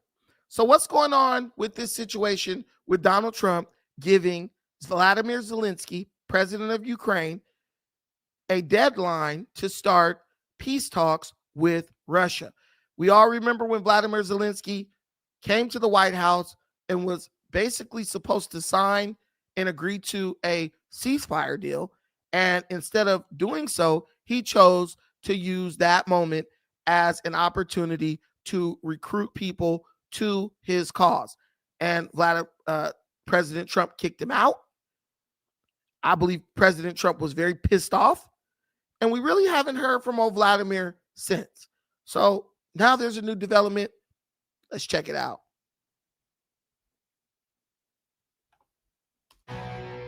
Ukraine may now face a very difficult choice, either losing its dignity or the risk of losing a key partner. He'll have to like it, and if he doesn't like it, then, they should just keep fighting, I guess. At some point, he's going to have to accept something. He hasn't accepted. You remember right in the Oval Office not so long ago, I said, you don't have the cards. I thought he should have made a deal a year ago, 2 years ago. President Trump sets a Thanksgiving Day deadline for Ukraine to take his offer for a peace deal that asks very little of Russia. Zelensky says it forces him to choose between dignity or U.S. allyship. Former Secretary of State Mike Pompeo joins us now. Good to see you this morning. So this seems like a big moment in this long, drawn-out war. First of all, what do you think is going to happen? And if Zelensky doesn't accept this, what happens then? Well, good morning, Charlie. It's great to be with you. Look, I think this is a big moment. We're coming up on almost 4 years after the turn of this year. And we all want peace. We want Vladimir Putin to stop his aggression, stop stealing Ukrainian children, taking them back to Russia, killing innocent civilians. That's all something we want. Look, I think this is now a negotiation. I think President Zelensky will respond in a way that is positive. He'll do his best to accommodate the things that make sense for his country, and then he'll make a good choice for Ukraine. I also think about this, Charlie, from our perspective. And any so-called peace deal that somehow limits Ukraine's ability to defend itself and defend Europe is not good for the United States of America. We shouldn't think for a second Vladimir Putin has any true interest in peace. That's been demonstrated. It happened. When President Trump went to see him in Alaska, we saw that it was a fraud in the sense that he didn't want peace. He will go right back at this again. If we limit Ukraine's ability to secure its own freedom, its own sovereignty, he will put America at risk, he'll put Europe at risk, and he will go right back at this. It will end up looking more like surrender than a true peace agreement. And that's not something I think President Trump will allow to happen, nor is it good for the United States. So what would be a realistic alternative to the proposal that President Trump has put forward? Well, you'll remember, Charles, just, goodness, it's been a few months now. President Zelensky said ceasefire. Let's start there. He was completely prepared to do that and full-on ceasefire. Putin rejected that offer. A good outcome looks something like Ukraine with the capacity to defend itself, a European guarantee for its continued security that is real.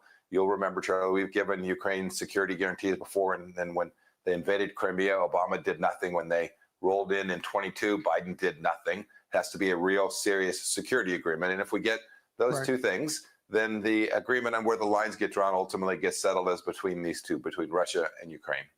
If you were to be, I know you're not a betting man, but if you were to sort of place some wager on whether or not you think Zelensky might accept this or not, what would your gut tell you at this moment? Yeah, every now and again I do bet, Charlie. But on this, I think it's hard to know. I suspect he can't take the deal, at least the deal as we've read it in the press. I don't know all the details. I suspect there's more to it than we've seen so far. Right. I suspect he won't accept this precisely as it's written, but he'll continue to try and improve in a way that makes it better for Ukraine, better for Europe, and better for us as well. Mike Pompeo, thank you so much for joining us, and thank you for your wisdom.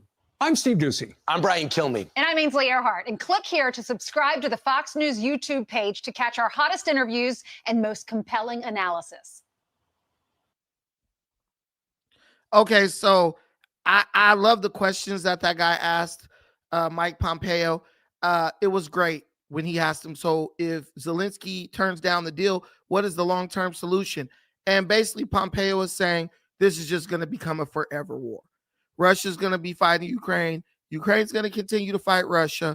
The countries from around the world will be expected to fight proxy by sending money constantly to Ukraine, and this is never going to end.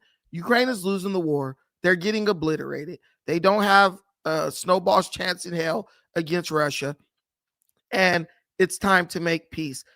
Ukraine was given the opportunity to make peace way back in 2000 and I want to say, what was it? 2000 and well, that was earlier this year, 2025, right. Right after Trump became president again, they gave Ukraine the opportunity to make peace. And what happened? The meeting abruptly ended in a heated argument, leading to the cancellation of the press conference and a planned deal. News reports at the time referred to the dramatic event as a stunt or a fiasco orchestrated by one side or the other, depending on the news source perspective. The private meeting in the Oval Office, which included Vice President J.D. Vance, quickly devolved into a shouting match. Tensions reportedly rose when Trump and Vance accused Zelensky of being ungrateful for American support and not genuinely ready for peace with Russia. No deal signed. The primary goal of the visit was the signing of a deal that would grant the U.S. access to Ukraine's mineral resources, which Trump suggested was a step towards a broader peace agreement. The deal was never signed. And what that basically means is give the United States access to your minerals. We now send people into the region. We send troops into the region to protect our interest in the region. And that would be enough to deter Russia from continuing to invade Ukraine. Honestly, it would have worked. Russia does not want a war with the United States. The United States does not want a war with Russia. Russia is whooping Ukraine's butt handily, but it should not be expected for a nation of that power, that militaristic capability, to have such a hard time with a small nation such as Ukraine, right? But Ukraine is being supplied with money, resources, and weapons from countries around the world. But yeah, Zelensky didn't want to sign that agreement. And I honestly believe that the Ukrainian oligarchs had a lot to do with that. So Trump rightfully kicked his ass out. And I love the fact that Trump is like setting a deadline. He's drawing a line in the sand. He's saying, look, we're not going to support you forever. You're not going to just be here, getting money from us and resources forever. We have our own damn problems. We need to get this monkey off our back. And either you make a peace agreement or you don't. But if you don't expect our continued help and support. Something's got to give. It has to end somewhere. Biden did nothing as usual. He let Russia invade. I believe he was getting he has some type of financial benefit from that. And now Trump is putting it into the madness, or at the very least, moving America away from it. And I just love that about this leader. But thank you all for watching this. Let me know what you think about what I said in the comments. I just did that for the clips, y'all. Don't even trip because I'm going to clip it. Now we're going to go to the no jumper debate. Yay! Because my boy, Manson SF, he got tired of waiting. So he dropped a $20 holler in the super chat. Talk about the no jumper debate. Hey, dude, ask and pay, and you shall receive. So, as you guys all know, I had a political debate with Moose Man and Adam 22 over at No Jumper. It was a 2v1, and yet I still managed to, I believe, win quite handily. That's not the story around No Jumper, as we would see Moose receive a fake championship belt from Flip Phone, aka Ricky, someone who Adam chose as the winner of the host competition, but immediately began to tear down concerning his podcasting hosting ability. I don't know how Adam believes that he's going to build up. I don't understand how Adam expects to bring in hosts that the audience actually accepts, when the minute he brings the host in, the next day he starts tearing the host down. But I already know Adam 22 just wants to be the star of his own show, which is fine. And if that's the case, bro needs to keep doing more of those solo streams. He needs to stop trying to do the news where he pretends to want to build up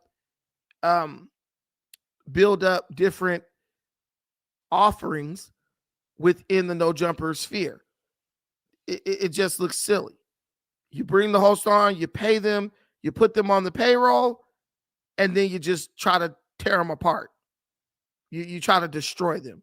And I mean, we can all see that the no jumper situation is still not looking good. I would say there's hope for it, but it's still not looking good. Because the views are, they're sad. They're sad. They're really low. The Thursday show, they're struggling to even hit 40K views, man. And that show had hit as high as like, I believe 80K views at one point. When I was there, I think it hit 80K with me and Flacco on board. But I don't like to talk about their numbers too much. But Josh told me when I left No Jumper, oh, watch, you're going to see. And I'm saying to him, hey, Josh, I'm still waiting to see, my brother. I'm not seeing anything with this thing going downhill. And if you guys watched the recent episode of the DeJean Paul A Day in LA, he brought in former No Jumper producer Donnie OTB. Go shout out to Donnie if you go check out his YouTube channel. And Donnie basically said that he believes that they need a new project manager at No Jumper. They need a new media producer at No Jumper because he's basically saying Josh is not doing a good job. And he was behind the scenes for years. So he knows who's who and what's what and what's going on behind the scenes. And I don't know. Josh is Adam's brother-in-law.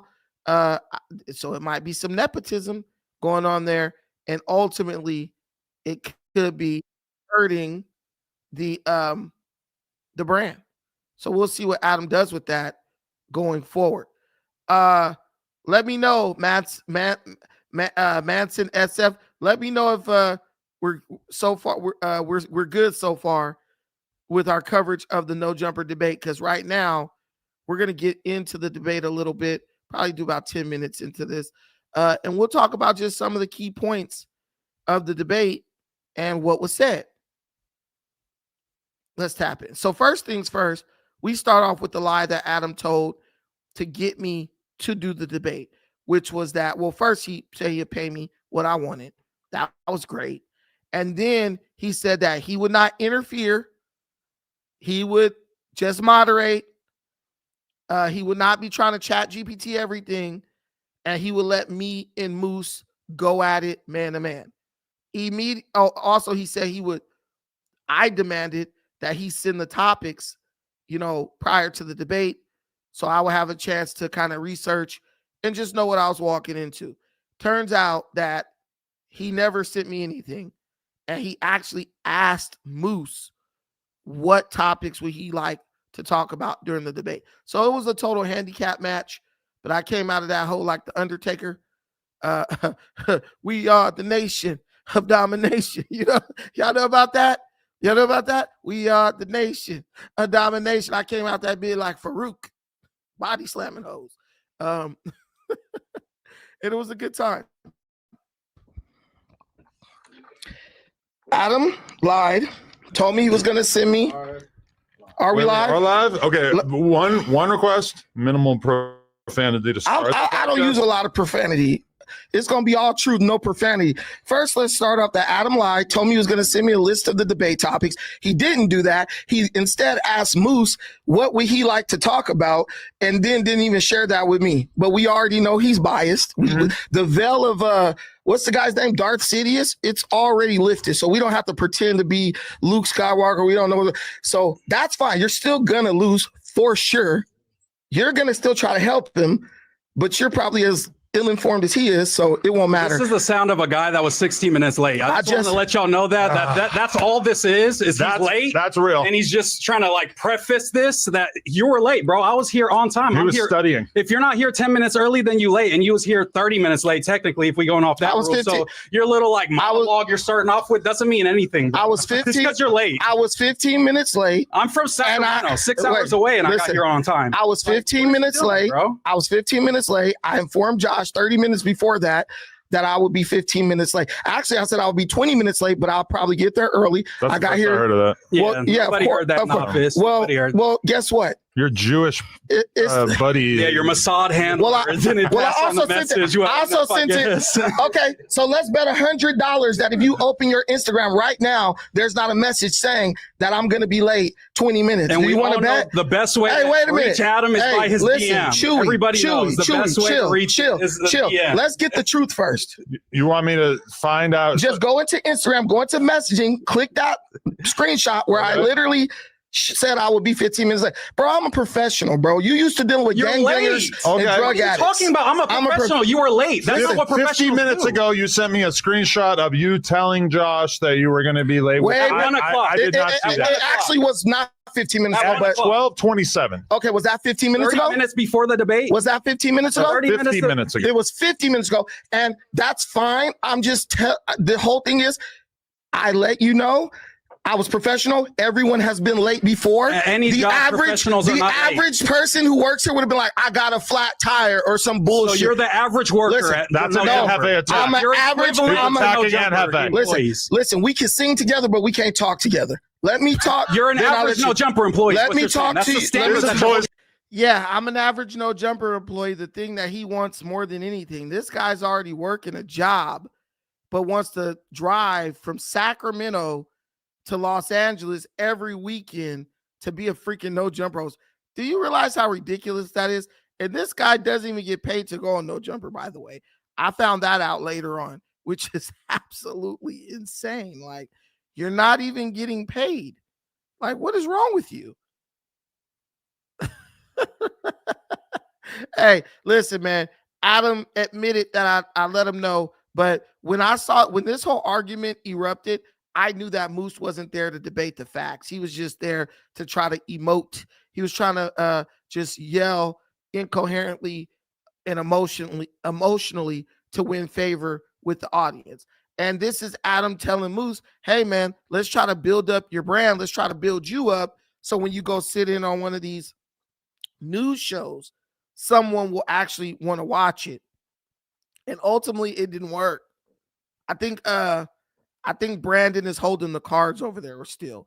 I'm not saying I'm like the greatest ever, but I'm saying I know how to make people watch. Okay, We can yell all day. I'm going to win that. Get your question out. Did you send him any feedback when he asked you what you want to talk Yes, and about? they're all related. Your lie has been logged in on it. He probably did Can I send it. continue? We know he did. Don't start with the We can copy shit. sing together. We cannot talk together. And we damn sure can't lie together, so you can go ahead and have the floor. I literally watched your stream and chose debate topics that you were talking about. Mondami, the government shutdown, all these things that You talk bitching about out to in your stream. TAF third. That's what I want to talk about. Let's debate that. That's street shit. Yeah, we can talk. We can't talk about. Okay, we can talk about that. Yeah, we can talk about TAF third too. Nobody watches TAF third, but you bowed and tucked your tail to him like a big ass Bowed and stare tucked dog. my tail. I don't want to fight with TAF third. I'm on a pod with TAF third on Thursday. I Will just you be wanna- here on Thursday? Yeah, For your show? Yeah, because you made peace with Will because you you be scared here? him. Will you be here I don't on have a Thursday for your show? I don't have a show. It's crazy how they still you know these dudes like they like worship me because they're still calling Thursday's show my show. This was it. We reached the goal and this was it. So if we reach the goal for super chats, I was gonna let people have their choice of what we wanted to talk about. We didn't quite reach the goal, but my boy Manson SF dropped a dub, so I went ahead and talked about the debate. But so they still feel like Thursday is my show, and while I'm saying that, I got you, Manson, I got you. While I'm saying that, I'm not like it's not my show, it's Adam's show, but I believe that I was like fashioning myself into like one of those people where it's like, okay, he's getting a connection with the audience to where now they're associating him with this show and they're cool with watching it. I think that's what the hosts are failing to do on the Thursday show. They're failing to claim that show as their own, but it's impossible to do that when Flacco is there. The cast is constantly changing.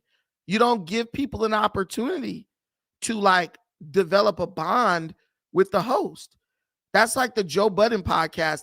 And if he was just changing the cast every day, or Breakfast Club, let's just change the cast every single day. Bro, you're not going to retain viewers. You're not going to retain viewers. And that's one of the things that was pissing me off about the Thursday show, even with Flacco. Like, why do we keep changing the damn cast? Let's get in here and give it 3 months and see where we go. The one thing about the Tuesday show, they never change the cast, barely. And then they wonder why they do better numbers. Well, because people know what to expect from the Tuesday show. And I honestly think the Tuesday show was like Adam and those guys, I honestly think they were purposely changing the cast on the Thursday show so that we couldn't catch them in the numbers. Because we were, with me, Flacco, TF Third, and whoever else, we were definitely gaining on them. We were definitely gaining ground. Oh, and Lush, we were definitely gaining ground on them. And even Lush came out and was like, I prefer being on the Thursday show to the Tuesday show. So I think that's when the fate of the Tuesday show was sealed. I mean, of the Thursday show was sealed. Programs where if you can't afford to pay, the government subsidizes your. Okay. So we started talking about the Affordable Care Act, right? And getting rid of it. And my argument has always been, we don't need the Affordable Care Act, especially if the Affordable Care Act is raising people's health care costs. And so this guy Moose, because he's ignorant, he asked, well, if they get rid of the Affordable Care Act, what are the people going to do who are on it? And I just explained that, hey, there's already programs that give people free health care if they can't afford it. Get that? Can you finish? No power. Can you finish? Can you wait till I finish? Can you wait till I finish? Can you questions in context? Yeah, because you don't know. When Hillary ran for president against Barack Obama, they were giving their proposals and their policy ideas. But why does this matter right now in 2025? Why does it matter? What are we talking about? Hillary We can't do it. We can't do anything with this. You did lie about saying that she was going to throw people in jail. That's literally what she said. I didn't lie. All right. You lied. All right. That's a lie. No. Okay. Read what it say. You want me to read the whole thing? No, you didn't even read any of it. Good question. Short answer, no. Hillary Clinton never said she would imprison people who didn't get health care. That's a distortion. Here's what it actually shows is that her 2008 health care plan, Clinton supported requiring people to buy health insurance. It wasn't about sending people to jail. Her plan just included penalties, not criminal punishment. Facts be whooping Republicans' ass, bro. Oh my Hillary God. Clinton be whooping their ass. wanted to put people in jail for not buying health care. No, this is a fact. People know this. People know this. Barack Obama came and said, we'll do a penalty on your at tax time. Either way, they were penalizing you for not buying from something that they wanted you to buy. That is called fascism. I can't say, Adam, you have to go to Panda Express and buy orange chicken. If you don't, I'm going to penalize you on your taxes next year. You should get to buy what you want to buy. And so when you force people to buy something that they may or may not want, that is called fascism. You have now promised the American people's money to private businesses. That's fascism. That's fascism by definition. So what you're doing is advocating for a fascist system that is robbing Americans while continuing to increase their healthcare costs. And we know that because now what are we doing? We're asking for subsidies. Please, U.S. government, give billions of dollars to these healthcare companies so that they can cover American citizens. I'm never going to support that. I'm never going to support that. So yeah, here I just made a basic factual statement, right? Yeah, he did. Well, I didn't lie. I did lie in a sense, but it was because when I was watching the Barack Obama Hillary Clinton debates back in 2008, I think I was like 20. I was like 21 or 22 years old, and that's when I first started really paying attention to politics. And I remember that it was probably one of the political shows where they were saying, hey, she wanted to throw people in prison for not buying ACA healthcare. And it was just a misinterpretation that was being spread by different media outlets. So it was something in her proposal that people thought meant that she was going to try to throw people in jail. And so they were reporting that on the news. And me, because I was younger and I was just getting into politics, I basically just accepted what they said and I didn't go do my own research. But even if you put it into AI, and I was going off of that, I had never really went into it and researched it later on because it was over, right? That we weren't talking about them anymore. But if you look at AI, it tells you right here that a lot of people misinterpreted what she said as meaning she wanted people to do jail time. The claim that Hillary Clinton proposed jail time in the context of the Affordable Care Act appears to stem from a misinterpretation or political criticism of certain historical healthcare policy proposals, specifically regarding an individual mandate penalty and not an accurate representation of her stance, right? So it was just something that people misinterpreted. And she probably said something that was hard to understand, and then she probably later cleared it up. So I don't know if he proved that I lied, but he went and fact checked it. But the point was, if she didn't propose jail time, any type of penalty, which is what I explained after that, any type of penalty for someone not buying something that the government wants to force them to buy, that is literally fascism. So liberals, they constantly talk about fascism. The Affordable Care Act, Obamacare, it is literally fascism.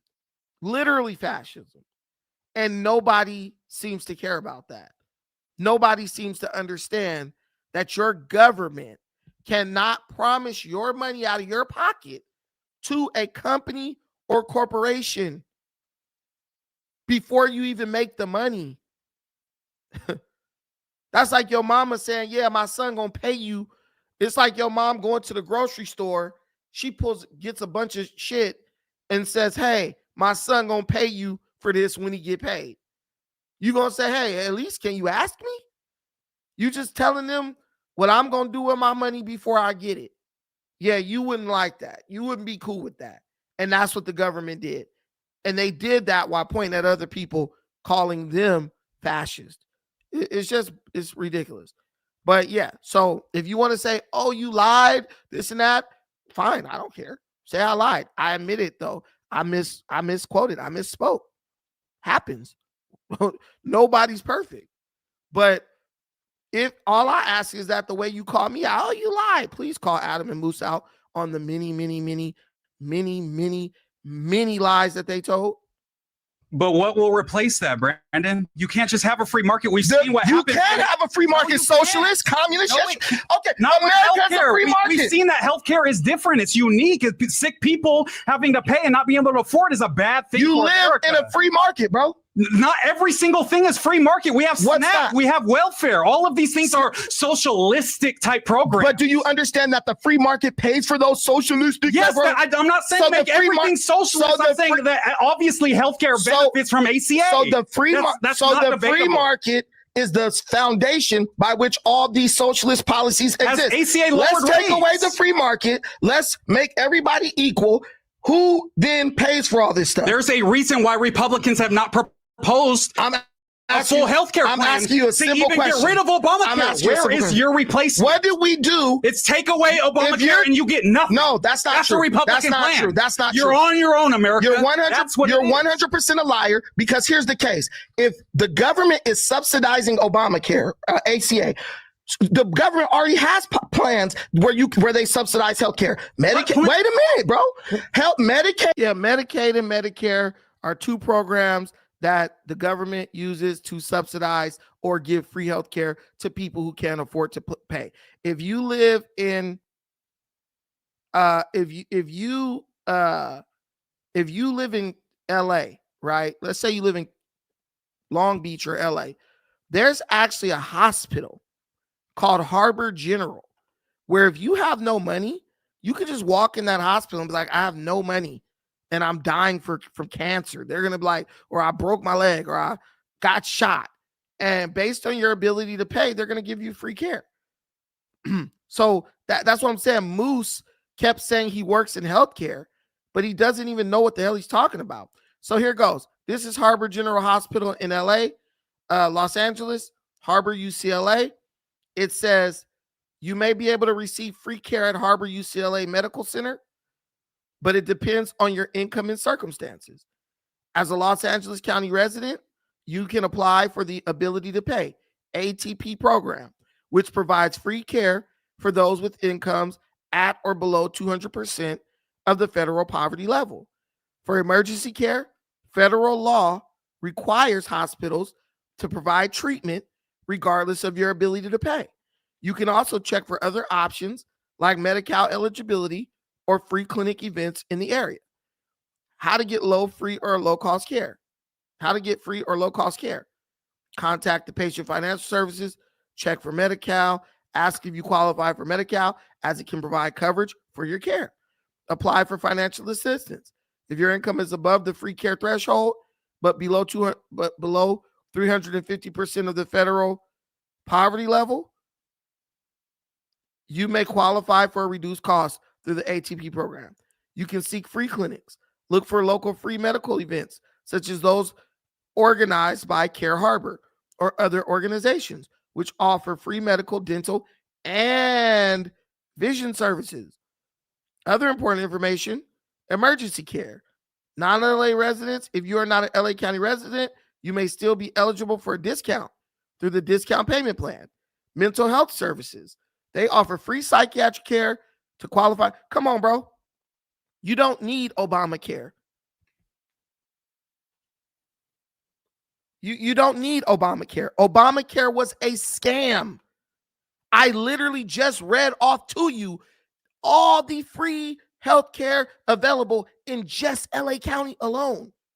You could go see the dentist for free. You can go get psychiatric evaluation for free. You can go to the hospital and get treated for autism for free.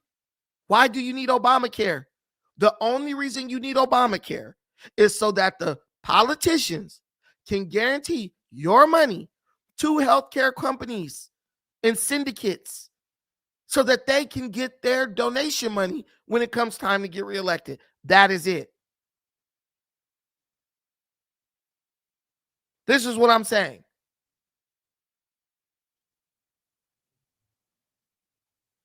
Psychoanalytically, can you explain the cause for the guy yelling at you as though he is intentionally focused on doing so? Oh, no, it's just that's for entertainment. He's trying to entertain. See, but that's why you can't debate with people who are not on your level when it comes to their knowledge of certain things, right? Because then you just become a teacher. You're just really teaching them in real time, and that's not really fun unless they start yelling.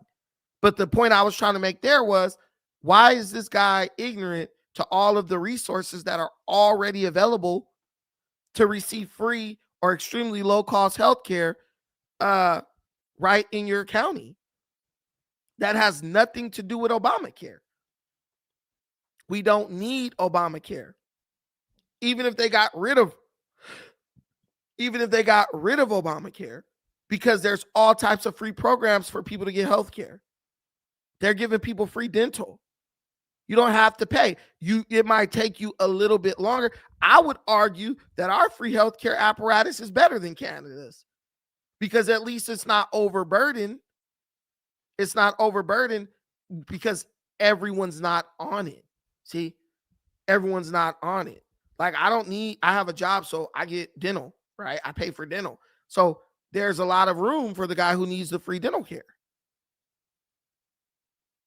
No, that's 100% the reason. Because when someone's just doing something for entertainment, when as soon as the show is over, they're like, oh, what's up, Brandon, man? I love you, man. It was so great. I appreciate it. That's just for entertainment, bro. It's not really real.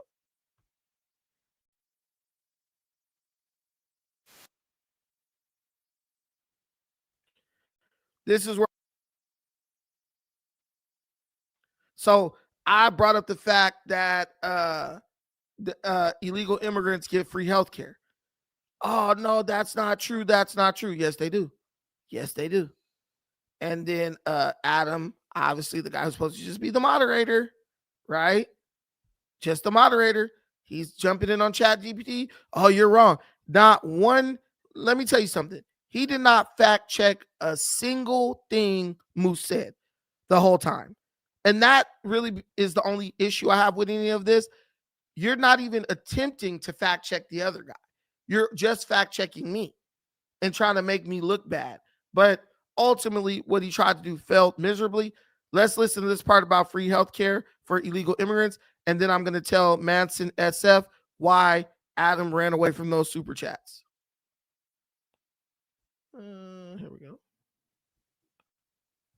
But they make enough to not qualify for Medicaid in these places where right-wing people have said it so low that you can't even qualify. Most people that have jobs will never qualify for Medicaid. Can we do a 1 minute timer? Listen, if we took the $13.8 billion that California is spending every year to give his illegal cousins free health care, we That's can just then not create true. our own system. Can we Google that? Yeah, we can. Do Listen, illegals get health care under Democrats' plans? Yes, yeah, that's why. That's what the Democrats are fighting for. That's what the Democrats are fighting for. Okay. Anyway, it's just a lie. Everything's a lie, guys. I thought we weren't interrupting. It's a lie. I thought we weren't Go ahead, interrupting. go ahead. When the truth comes out, so California right now spends about $12.8 million on subsidizing illegal immigrant health care, right? They go to the emergency room, they have no money to pay. The state of California picks up the bill. They used to spend 13.8 billion, but the federal government took $1 billion away because they realized what they were doing. If we stop wasting money taking care of this guy's illegal immigrant cousins, we can create a system for people who are small business owners and everybody else where they can have affordable health care coverage. Not the $20 billion to bail out Argentina. Not the $20 billion to bail out Argentina. Yeah, no, you don't even know. Unstable economy in the modern world. I thought we weren't interrupted. Look, Adam just found out the truth and don't want to say nothing. You saw the look here. I mean, okay. Yes, undocumented immigrants in California have access to health care. They're eligible for real comprehensive health care, depending on age and when they're applied, but that access is very restricted. How much does California spend? That's the question. How much does California spend? That's the fact check. I gave a number. I mean, there are some health services available to illegal immigrants, especially children. I gave a number. Is the number accurate or inaccurate? The number is accurate. That's why we're not going to talk about the number. We're spending $12 billion on illegals. But yeah. So basically, they need to turn my damn mic down. I don't know why they always make sure my mic is loud like that, because I'm already yelling. I'm loud. I don't even need a mic probably. But look, so the whole situation here is illegal immigrants are receiving free health care, right? They're abusing a certain law or provision of the law so that they can get free health care. They don't care. They don't even know about the information. So they keep arguing without looking it up. And Adam looked it up, and I looked at his phone in real time and saw that the numbers and stuff I gave were correct. That's why he didn't want to read the part that broke down the actual number of the dollar amount of money we're spending on illegal immigrants to receive free health care. That's just the way it is. He's going to pick and choose and try to like angle things to make me look bad. That's fine. You guys watch that. I don't watch No Jumper when I'm not on No Jumper. If that's what you like, if that's what you feel you deserve, that's cool with me. If that's what Moose wants to be a part of, that's cool with him. You know, like I said, pay me, I'll show up, but I'm not ever going to be like, oh yeah, this is all fair. It's not, right? But ultimately, we're giving illegal immigrants free health care. The money we waste giving them free health care can be used to create all types of resources to ensure that Americans have access to health care without us being forced to buy from healthcare syndicates. So why did Adam run away from the super chats? Mind you, we got more super chats on that debate than they received in the last 3 weeks of the Thursday show combined. I'll say that again. We received more super chats on that debate than No Jumper has received on the last 3 Thursday shows combined. And if you remember when it was me, Flacco, Lush, and Tay on the Thursday show together, we would spend an hour reading super chats. I'm saying we would have hundreds of dollars. And even there were times when we have thousands of dollars in super chats every single Thursday. So like I said, Adam, I think because he has money, he cares more about like trying to be right or disprove somebody than saving money, right? If you look at the situation with Yuri, I brought that up during the debate. Adam spent $80,000 to beat Yuri in court when he could have probably settled that situation and had Yuri sign an NDA for like $10,000 or $20,000. So when it comes to Adam being right, he wants to be right at all costs. That's his qualifier, I guess. He always wins in his mind. No way I'm spending $80,000 to deal with a problem that could be settled for $20,000 or less, right? if the guy truly had nothing on me. But that is why Adam ran away from those comments, those super chats, because if you read the super chats in real time, it was all just saying, hey, this is a 2-on-1 debate. Adam is fact checking everything Brandon says. He's not fact checking anything Moose says. They're saying Brandon's right. They're speaking out against the Affordable Care Act. They're just speaking out against a lot of the points that Moose and Adam were trying to push. And honestly, I was there for it. It was cool with me. I didn't care. It was great. With me, I'm just gonna say my truth. And if I'm wrong, I'll admit I was wrong. I'll apologize and I'll come back and correct it. I have no issue with that. I don't know about them. I don't control what they do. Comic Classical said that interview that Donald Trump had with Laura Ingraham should have made you stop supporting Trump. Yeah. What part of the interview? What part of the interview? The interview where he talked about we need the HB1 visa people because a lot of Americans aren't trained. I mean, do I agree with Trump on that? Not really. I believe you can train Americans to do any job, but he has his opinion on that. So I'm supposed to stop supporting Trump because he has an opinion. He has an opinion on HB1 visas. Just because he has that opinion doesn't mean it's right. And that doesn't mean we have to go along with him. Right?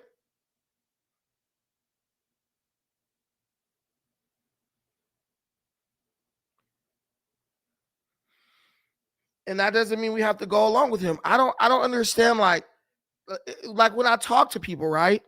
I think like this. Okay, don't support Trump. Let's let Kamala get in office, right? Don't support Trump. Let's let Kamala in. Oh, because I don't like Trump because he's the orange man. And yeah, he said grab him by the pussy and all this stuff, right? Cool. Do you guys realize that the opposite of Trump, the people who are the thank you so much for the $20 holler in the super chat. I appreciate that. Do you understand that the people who are going against Trump are actually supporting and enabling and protecting pedophiles? You do understand that. I think that has been proven. They screamed for the Epstein tapes, Epstein files to be open.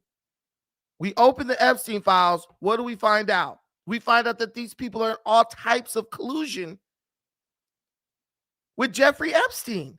So when you guys are saying like, yeah. So here, right here. I'll read this. When he said Americans aren't competent, that made me furious. And he ran on America first. And I'm a veteran, right? And that may have made you furious. But at the same time, when someone takes a test and they fail the test, that failure is saying the F on the test says, hey, you are not competent. Is that the person putting you down? He said Americans need to be trained. Comma Classical, I'm talking to you directly. Did you hear the part where he said Americans need to be trained? Did you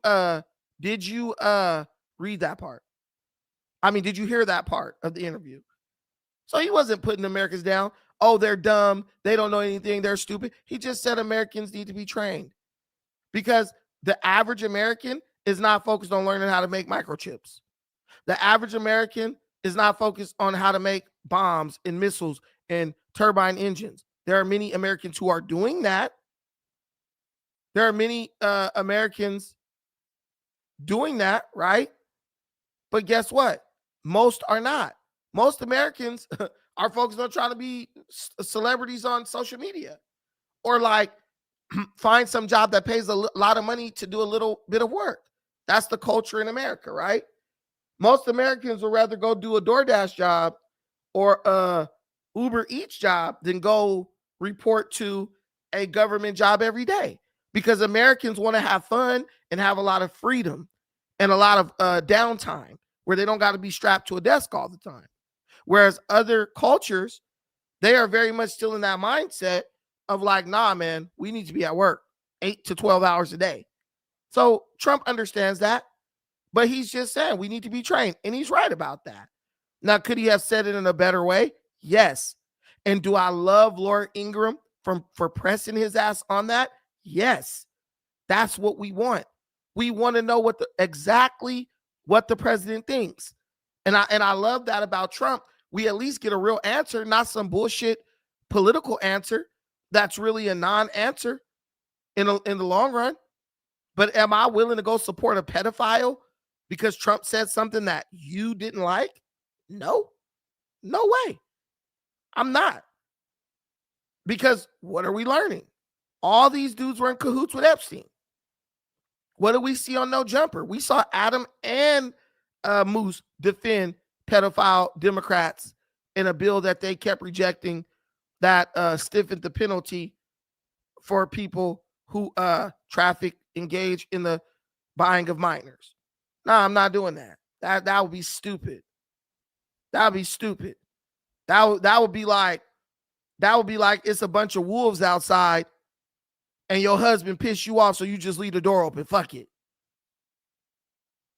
No, it's all good. No, yeah. So and everything is about information, right? So he says, all my people lost their jobs, and these CEOs are on some BS, right? Right? Common Classic, are you black or what? Yeah, but want me to tell you something that's awesome about America? Why I never get mad? I don't get mad. I get smarter. I could just type in how many jobs are available in America right now.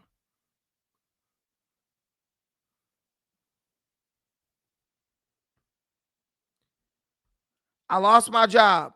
Fuck Trump. I lost my job, right? Right? Okay, yeah, F him.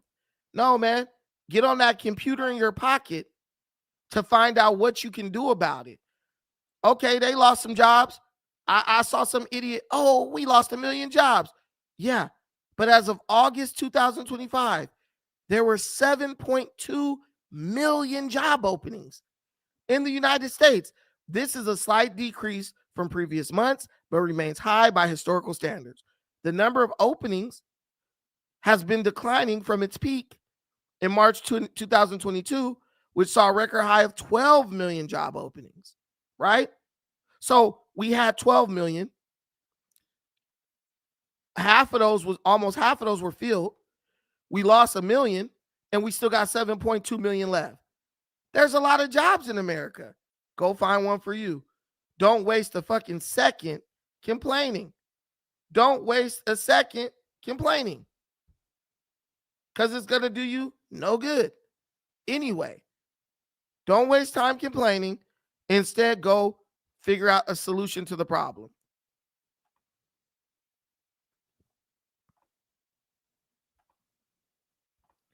I don't know why people come here to like just talk about nonsense. But anyway, that's kind of the message I'm giving.